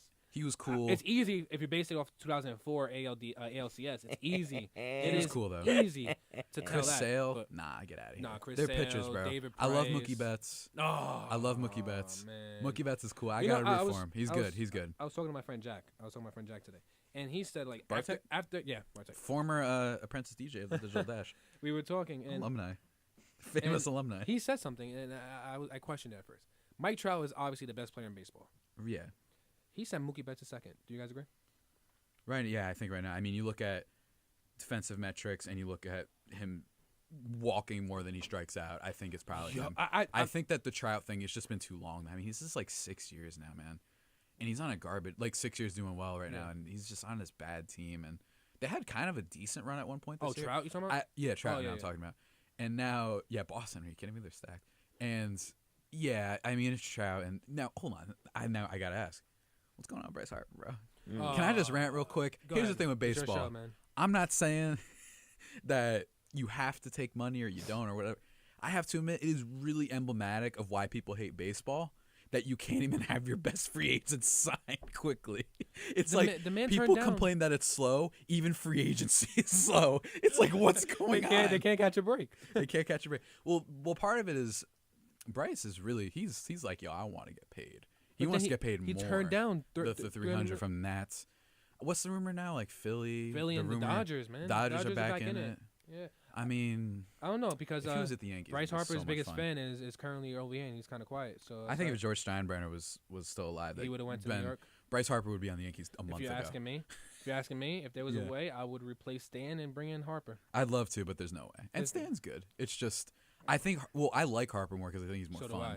I just think he's more fun. And can you imagine? I really think the New York Stadium would lose it for that guy. Bryce Harper's him doing his swing and the flip and the hair thing. I really think he'd lose. Yes. Everyone would lose. The tabloids would lose it. I'm losing it right now. Shout out New York Post. They'd be like, Bryce Harper is our father. Like have stupid headlines like that. Yeah. Like I really think that New York would go nuts. He's truly my second favorite player. Machado, they'd be like, yeah, he's really good. Yeah, I'm not a fan of Machado personally. I think he's really good. But Bryce Harper, he's my second favorite player in the league, close to my first, which is Chris Bryant, who was also in a lot of trade talks, which I don't understand why they would. I guess that's Machado related. Someone probably floated. I don't want to swap the two of them. Can someone explain to me what's so special about Machado? his defense is probably of a Hall of Fame third baseman, and his offense is quite good too. That's why. He wasn't good at short last year. I don't see the hype. He's good, man. Well, first of all, I'll take Corey Seager at shortstop over Machado any day of the week. And he's not a real third base. He's not really a good shortstop. He's not a real shortstop. Wait, Justin Turner's the starting third baseman for. That's the other thing. See, some people have been saying, "See, this is like shout out Adam Gersani because I follow him on Twitter. He's like, see, this is why they didn't want Manny Machado. You should have known because the Dodgers didn't resign." I'm like, bro, the reason they didn't resign us is because I got Justin Turner and Corey Seager. Like they were playing him in the outfield some games last year, bro. Yeah, they had nowhere to put him. It's like who? Machado played in the outfield some games last year. They're like, bro. you know what? We'll just ride with Justin Turner and Corey Seager. Turner's super young. a great guy. We'll just ride with one of the best hitters in the MLB. I saw this post on MLB on the Instagram page, and they asked, "Who's the best shortstop in the game?" And it's actually remember when there was like a dearth of, I think that's the word for it, of shortstops before, where it was like, this is now heading back a few years. It was like Tulowitzki, and then Jose Reyes, and then the rest. Elvis Andrus, and that was like it. And that was it for shortstops. Now it's like you got Corey Seager, you got Manny Machado last year when he was playing there. You got Didi, you got Lindor, my boy. Puerto Rican power, baby. Puerto Rican power, baby. Let's go, Francisco Lindor. I think honestly Lindor is the best shortstop in the game right now. You can make an argument for a lot of different shortstops. Lindor is definitely probably the best shortstop. But Trevor Story is my favorite. He's my favorite shortstop. I'm so pissed. I'm so annoyed. Dump that real quick. That's it. Yeah, that's it. Okay. I'm pretty sure I could maybe say that and get away with it, but whatever. Who knows? I was so annoyed that I drafted Trevor Story, believing, I was like, I think part of this is legit because of the Coors Field things too, that this is legit. And then he's bad, and he hits like 20 homers and has like 12 steals. I'm in a categories league. And then the year after, I'm like, I'm out on Trevor Story. And then he goes off, and I was like, no, why did you do this to me? That being said, Mike Cavalier, if you're listening, which I know you are, start up the fantasy baseball league. I know what you've been doing. You've been hiding away from it because, you know, I beat him every single year. I beat him in fantasy sports for some reason all the time. It's one of the ongoing things where I beat him like 9 straight times now across baseball, basketball, and football. And, oh, my gosh. But, yeah, start the draft and start the group message, you coward. I know you're looking forward to me beating, and I'm so good at fantasy baseball. Like, I don't know what it is. Everybody's silly. They're like, oh, no, Nelson Cruz is too old. I'm like, I don't care. Is he still good? Then I'm going to take I'll take him in the 9th round. It's like, what's going on with you idiots? Nelson Cruz got traded to Cleveland, right? Did he? Yeah. Wow. That's how like out of it I am. I forgot. And Encarnacion went to where? I forgot. Oh, isn't he back on Toronto? No, yeah. Then they trade him back to. Can you look that up? I'm gonna look that up right now. I'm as confused as you know. But as you guys looking that up, I'm kind of confused on someone who like knows sports like as I'm just not good at fantasy. I can't function properly. I don't know what it is. Like for example, there was one year for my fantasy basketball team. Unfortunately, I had Russell Westbrook, Klay Thompson, LaMarcus Aldridge.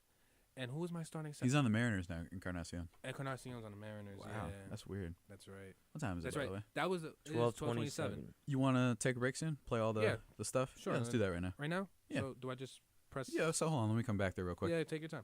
I got you. I'm coming. Yeah. So, basically what would happen here Thank you, guys. is that you would press that live assist. Don't do it just yet, though. And then you would turn off all these mics and whatnot. That's it? So, yeah. Stay tuned, guys. Listen to Digital Dash here on 90.3 WMSC up on Montclair. So press live assist first. Ladies and gentlemen, we're back here on 90.3 WMSC Upper Montclair. Your original host, me, Javier Reyes. He's back. Anthony, he did good, I'd say. He did good running the board. Got a little bit of experience, and here he is now talking. Yeah, it was quite the experience, man. You know, I had the GOAT himself helping me the whole time. You know, it was highly appreciated. And there you go. I'm kind of I was well relaxed about 5 minutes ago when I was on the air, but then during the break, your buddy here, Saed Mohammed over here. Oh my God! How's he doing? I just gave you a compliment. You did a good job on the board. All right, let's leave it at that. We should leave it at that. I think I don't know. It might go nuclear. I don't want to go too nuclear. No nuclear. We'll be calm. We have under half an hour left. We're gonna try hard. We'll be calm. We'll be calm. That was really fun. I enjoyed that over the break. But yeah, guys. So with the baseball thing, just talk about this for a couple more seconds. I think that. It's just what's bothering me is it's weird that the MLB kind of decided to not pay guys these big contracts or big years, I should say. It's like, okay, you want to start reducing these absurd 10, 15-year contract, and they're not literally 15 years, but you want to put that more. You want to balance it more. You want to put it, make everything more, return everything to normalcy when it comes to these things. But why did you wait to the year where you got 26-year-olds? Usually it's like 30-year-olds that you're like, okay, we got to stop paying guys for right. in their 30s for what they did in their 20s. It's like, maybe wait till next offseason. Manny Machado's 26. Bryce Harper's 26. Maybe you just bite the bullet and be like, all right, this is the last year, guys. It's like me before I want to like eat healthy. I'll be like, all right, this is the last time. You know what I mean? This is the last time. It's like if I decided to eat really healthy the day before Thanksgiving. You know what I mean? It's like, now I'm going to start. No, I'm going to wait until that one day. That's my little analogy for you. Yeah. Sign Bryce Harper. He'd make the Yankees great. That's all I'm I have going to be to really say. honest with you guys. Like I said, I was talking to Jack about this earlier. Mm. You know, I felt like I honestly believe Manny Machado shouldn't have been the first $300 million player in MLB history. You know who I think should have got it? Because Isn't it Stanton? No, who I think should have got it? Huh. I honestly believe that this man, he should have got it way back before he joined the Angels, unfortunately. Albert Pujols should have been the first $300 million player, and St. Louis should have gave him. What did he even get from the Angels? He got like $250, right? So, I don't remember. I forgot. At this point, I forgot because everyone's just they just go on top of whatever the previous highest contract is, regardless of whether they're better or not. So it's like Miguel Cabrera got paid more, then it was Giancarlo Stanton got paid more than him, and then this and this. It's just a constantly escalating kind of salary system that they have going on there. But let me tell you something, guys. I don't want to talk about sports anymore. I'm out. Yeah. I'm out on the sports oh world. yeah, after what happened during the break, yeah, so am I. I'm tired. I'm weary. I'm weary from these days of battle. We brought up cartoons the other day. Oh yeah. Or not the other day, but the other hour. Yeah, beautiful. Oh man, the Nickelodeon versus Cartoon Network. Yeah, the battle's not even close in my eyes, to be honest. You think it's all Nickelodeon? Nickelodeon. You know what I think it is? I think it's they have their heavy hitters, and I think Cartoon Network has a lot of goods. Good stuff. You know what I mean? Yeah. But then Nickelodeon, they got the SpongeBob coming in, that's like it. a wrecking ball. That's it. Then That's don't all you sleep need. on my Avatar: The Last Airbender, the best show ever made. And then you got Timmy Turner, which I didn't watch too much. Fairy Odd Parents was. Wait, hold on a second. What were you doing when I said Avatar? I wasn't a fan of the Last Airbender. How much you watch? I kept up with it for like maybe when it started in 2007, right? No, It had 3 books, 3 seasons. 3 seasons. You better be careful with what you're about to say. Avatar is the best show ever made. I'll have to get back to you on that because I forgot how many seasons I watched. But anyways, let's look at it objectively. A lot of people like that show, right? You know easily, that. Yeah. And SpongeBob, a lot of people like Fairy Odd Parents, I think. And then Jimmy Neutron. That was my dude at one point. Shout out Nicktoons Unite. I used to use him as my people used character. to say that I used to look like Sheen. I don't see it. Let me see. Hold up.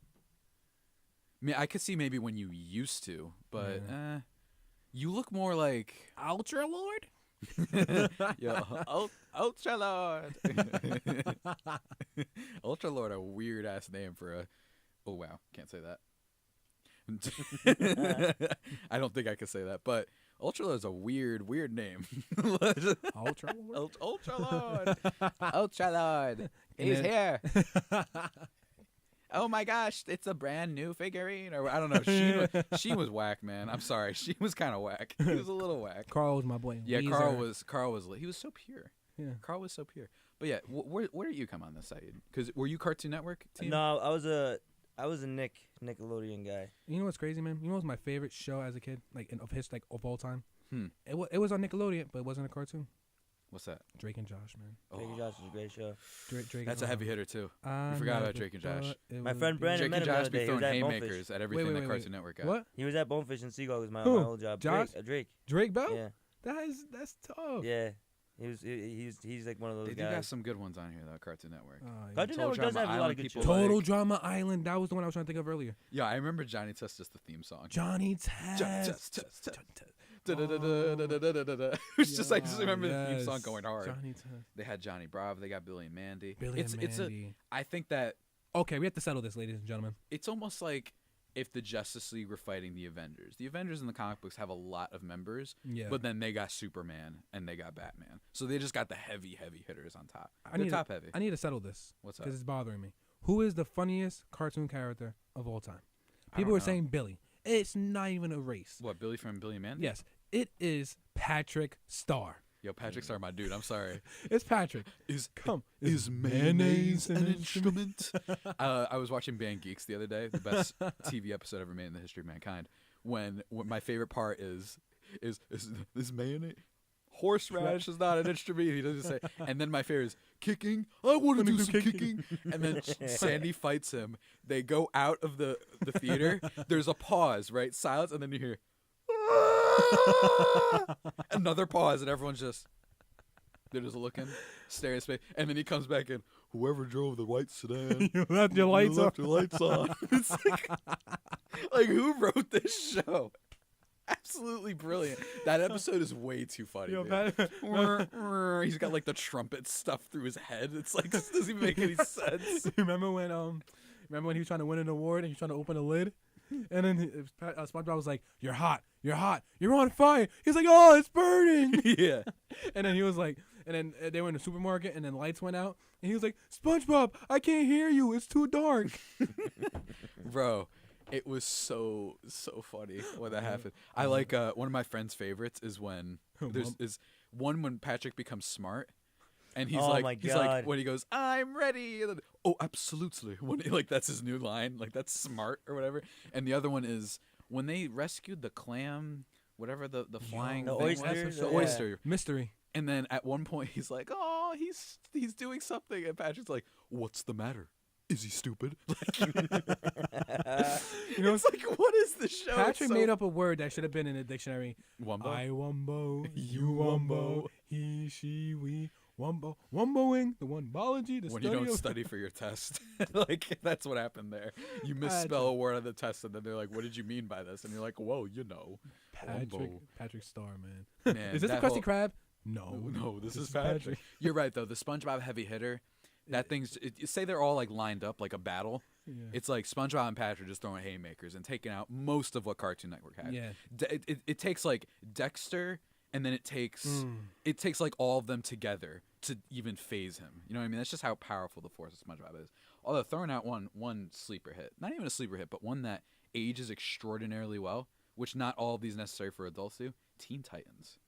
Teen Titans is a banger. Teen Titans. It's like that weird voice or whatever. Bro, that show is good. Yo, you could watch it now and it's good. I was like, oh my I used to love Teen Titans. Yeah. I'm about to watch it when I get home, just because I want to relive it again. Because it's been a while. It ages really well. It's deep. Back when life was way more simple. You know when some of the shows, they clearly, they're meant for kids, but they have some things in there that are really sophisticated. SpongeBob's funny for everybody. I think at least the earlier SpongeBob. I'm not really familiar with all the new stuff, but man, some of the early SpongeBob is just brilliant. I ripped my pants. And they have the whole song, and it's all this. Big Larry came just to put him. Gosh, it's just so good. Ben 10 I kind of liked because I thought that was the best superhero that Marvel and DC never came up with. 10. I was like, that was such a good idea. But you know what? The idea of this watch and you become 10 people. Nickelodeon had Danny Phantom, all right? No, I know. The two of them slugging it out. I think it's close. I watched Ben 10 over the break with my friend because we were just curious. Does it hold up? Not as funny when you're older. It's just not. So Danny Phantom, though, I got to check on that one now. Danny Phantom. He's a Phantom. Who remembers The Ultimate Enemy? Do you remember this? It was when it was this mysterious phantom ghost or whatever from the future that was helping to destroy society or whatever. He was super powerful and they couldn't stop him. They had this force field. And then it's time travel and stuff. And spoiler alert, you know who the ultimate enemy was? It was Danny Phantom. In the future, he becomes bad. No. Because he can't save his friends. So one of the things that happens afterwards is that the bad guy, that guy who's in the castle, I don't know, I forgot who he was, one of the main villain dudes, he to help him, he felt bad and all these things, and tries to do something to him, and that brings out all of his evil stuff and creates this ultimate enemy bad thing. And it was really dark. That whole thing, the idea of him failing to save them and them dying, and that's what leads him to become bad. So this bad guy is destroying everybody. Nobody could stop him in the future. It's think about the androids in Dragon Ball Z. You know what I mean? You know how they couldn't be stopped and they had to send someone back in time and all that stuff. I don't even know Dragon Ball Z that well, but I know that part. You know what I think about when I think about Danny Phantom? The fact that it was one of the first shows to ever have the character had an alter ego in a way. Yeah. You know, it was either these shows where they would have you're either a superhero or you're a normal human being. But Danny Phantom was I feel like it revolutionized that, even though it was a short-term show, whatever. But I feel like it actually gave the idea we should have somebody that's normal, and then I'm gonna watch Ultimate Enemy later. I gotta remind myself. Into a superhero. But man, let me tell You guys ever? Oh, this is a sleeper right here. Samurai Jack. Samurai Jack has something to say. If he's in this battle, he's like, hold on a second. SpongeBob, he's the one who goes, I'm not afraid of SpongeBob when he goes up to fight and people are, you know what I mean? He's the one that's not afraid. But Samurai Jack, he'll give it a fight. They'll give it a fight. They give it a fight. But SpongeBob is. No, I know he's just too iconic and too good. Although if you took up like current day SpongeBob, maybe I think Samurai Jack takes it. Easily. He takes it. Now I will say this though.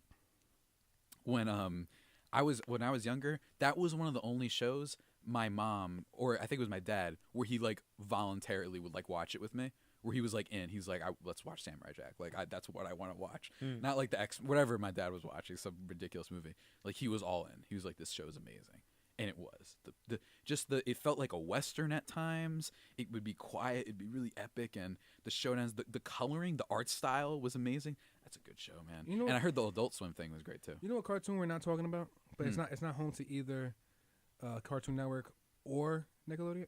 What's that? How about my show Family Guy, man? All right, I have to you guys don't know about this about me. I'm not hating on Family Guy. I understand why these shows are good. All of the vulgar, those shows a la Rick and Morty, Family Guy, American Dad, Futurama, South Park, they've never worked with me. I don't dislike them. I watch them, I'm like, it's fine.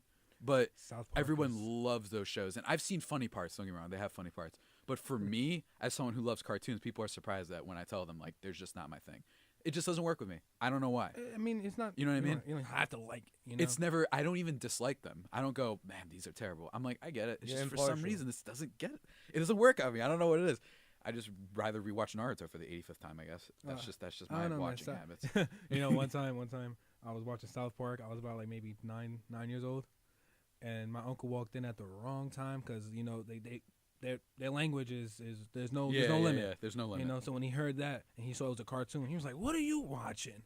I was just like, South Park. I assume that it's just a cartoon. Because when you're 9 years old watching South Park, to you, you're breaking all the rules. But I mean, I like South Park. Saed is a huge South Park fan. If I suggest, if you guys need episodes to watch the Mimsy episodes. All right, watch the Mimsy episodes. But I'm more of a Family Guy. In a way. Family Guy. I like that. Family Guy. I think that in general, though, I had my friend on like last semester to talk about some anime that we've been watching, and man, I'm just obsessed. It's good. You watch a lot of anime? I watched a lot of like the mainstream ones, like the ones I only know, like the ones that you probably know about. You probably know about Naruto. Naruto don't even count for me as that's just a given. But like Sailor Moon. No, I don't watch Sailor Moon. Have you watched My Hero Academia? Yes. Love it. Love that show. All right.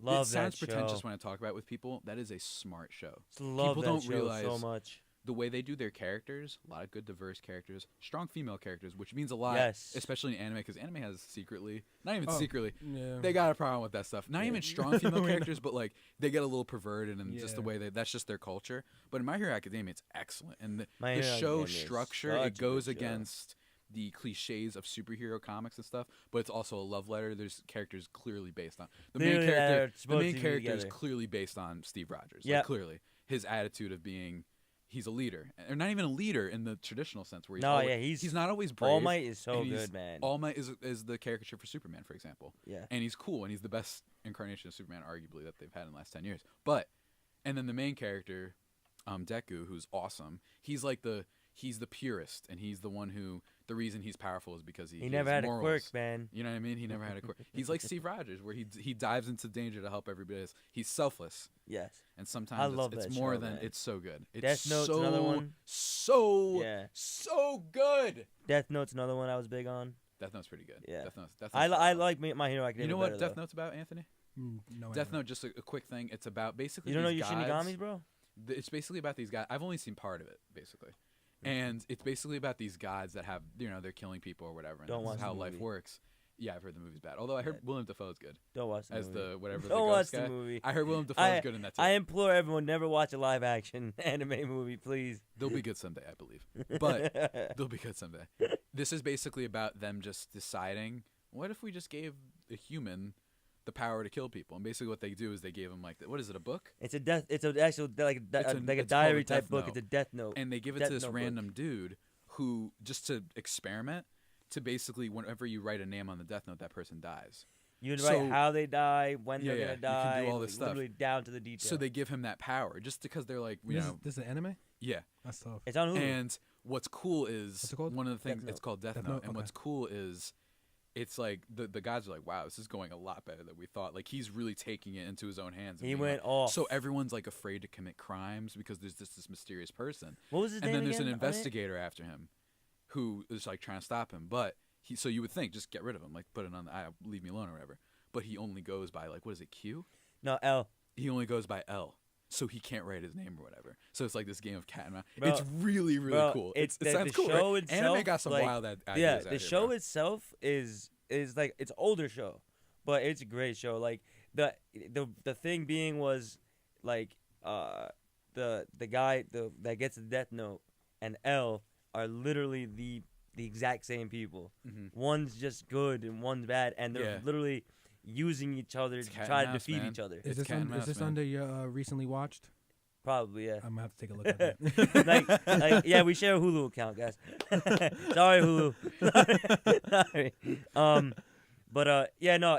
So it's literally them two working with each other to try to kill each other. Like, it's I'm crazy. gonna watch it. It's great. I'm gonna have It's to watch good. it. I have nothing else. But to watch. I would take My Hero Academia over it though. What's that about? My Hero Academia is literally just a school called Academia U. And It's 80% of the world possesses a power, a superpower, or quirk. what specific? It could be quirk? anything from super strength to I can make small objects levitate. Yeah. So like superheroes have become a through part walls. of society. Yeah. Where it's like that's a career now, and like supervillains are out there. Like that's a whole career. Yeah. It's like really sophisticated and good. And what they do with characters, and you don't know exactly where they're gonna go. You think that the guy who yells all the time is gonna be the bad guy. He's not really. Yeah, I thought he was gonna be one of those.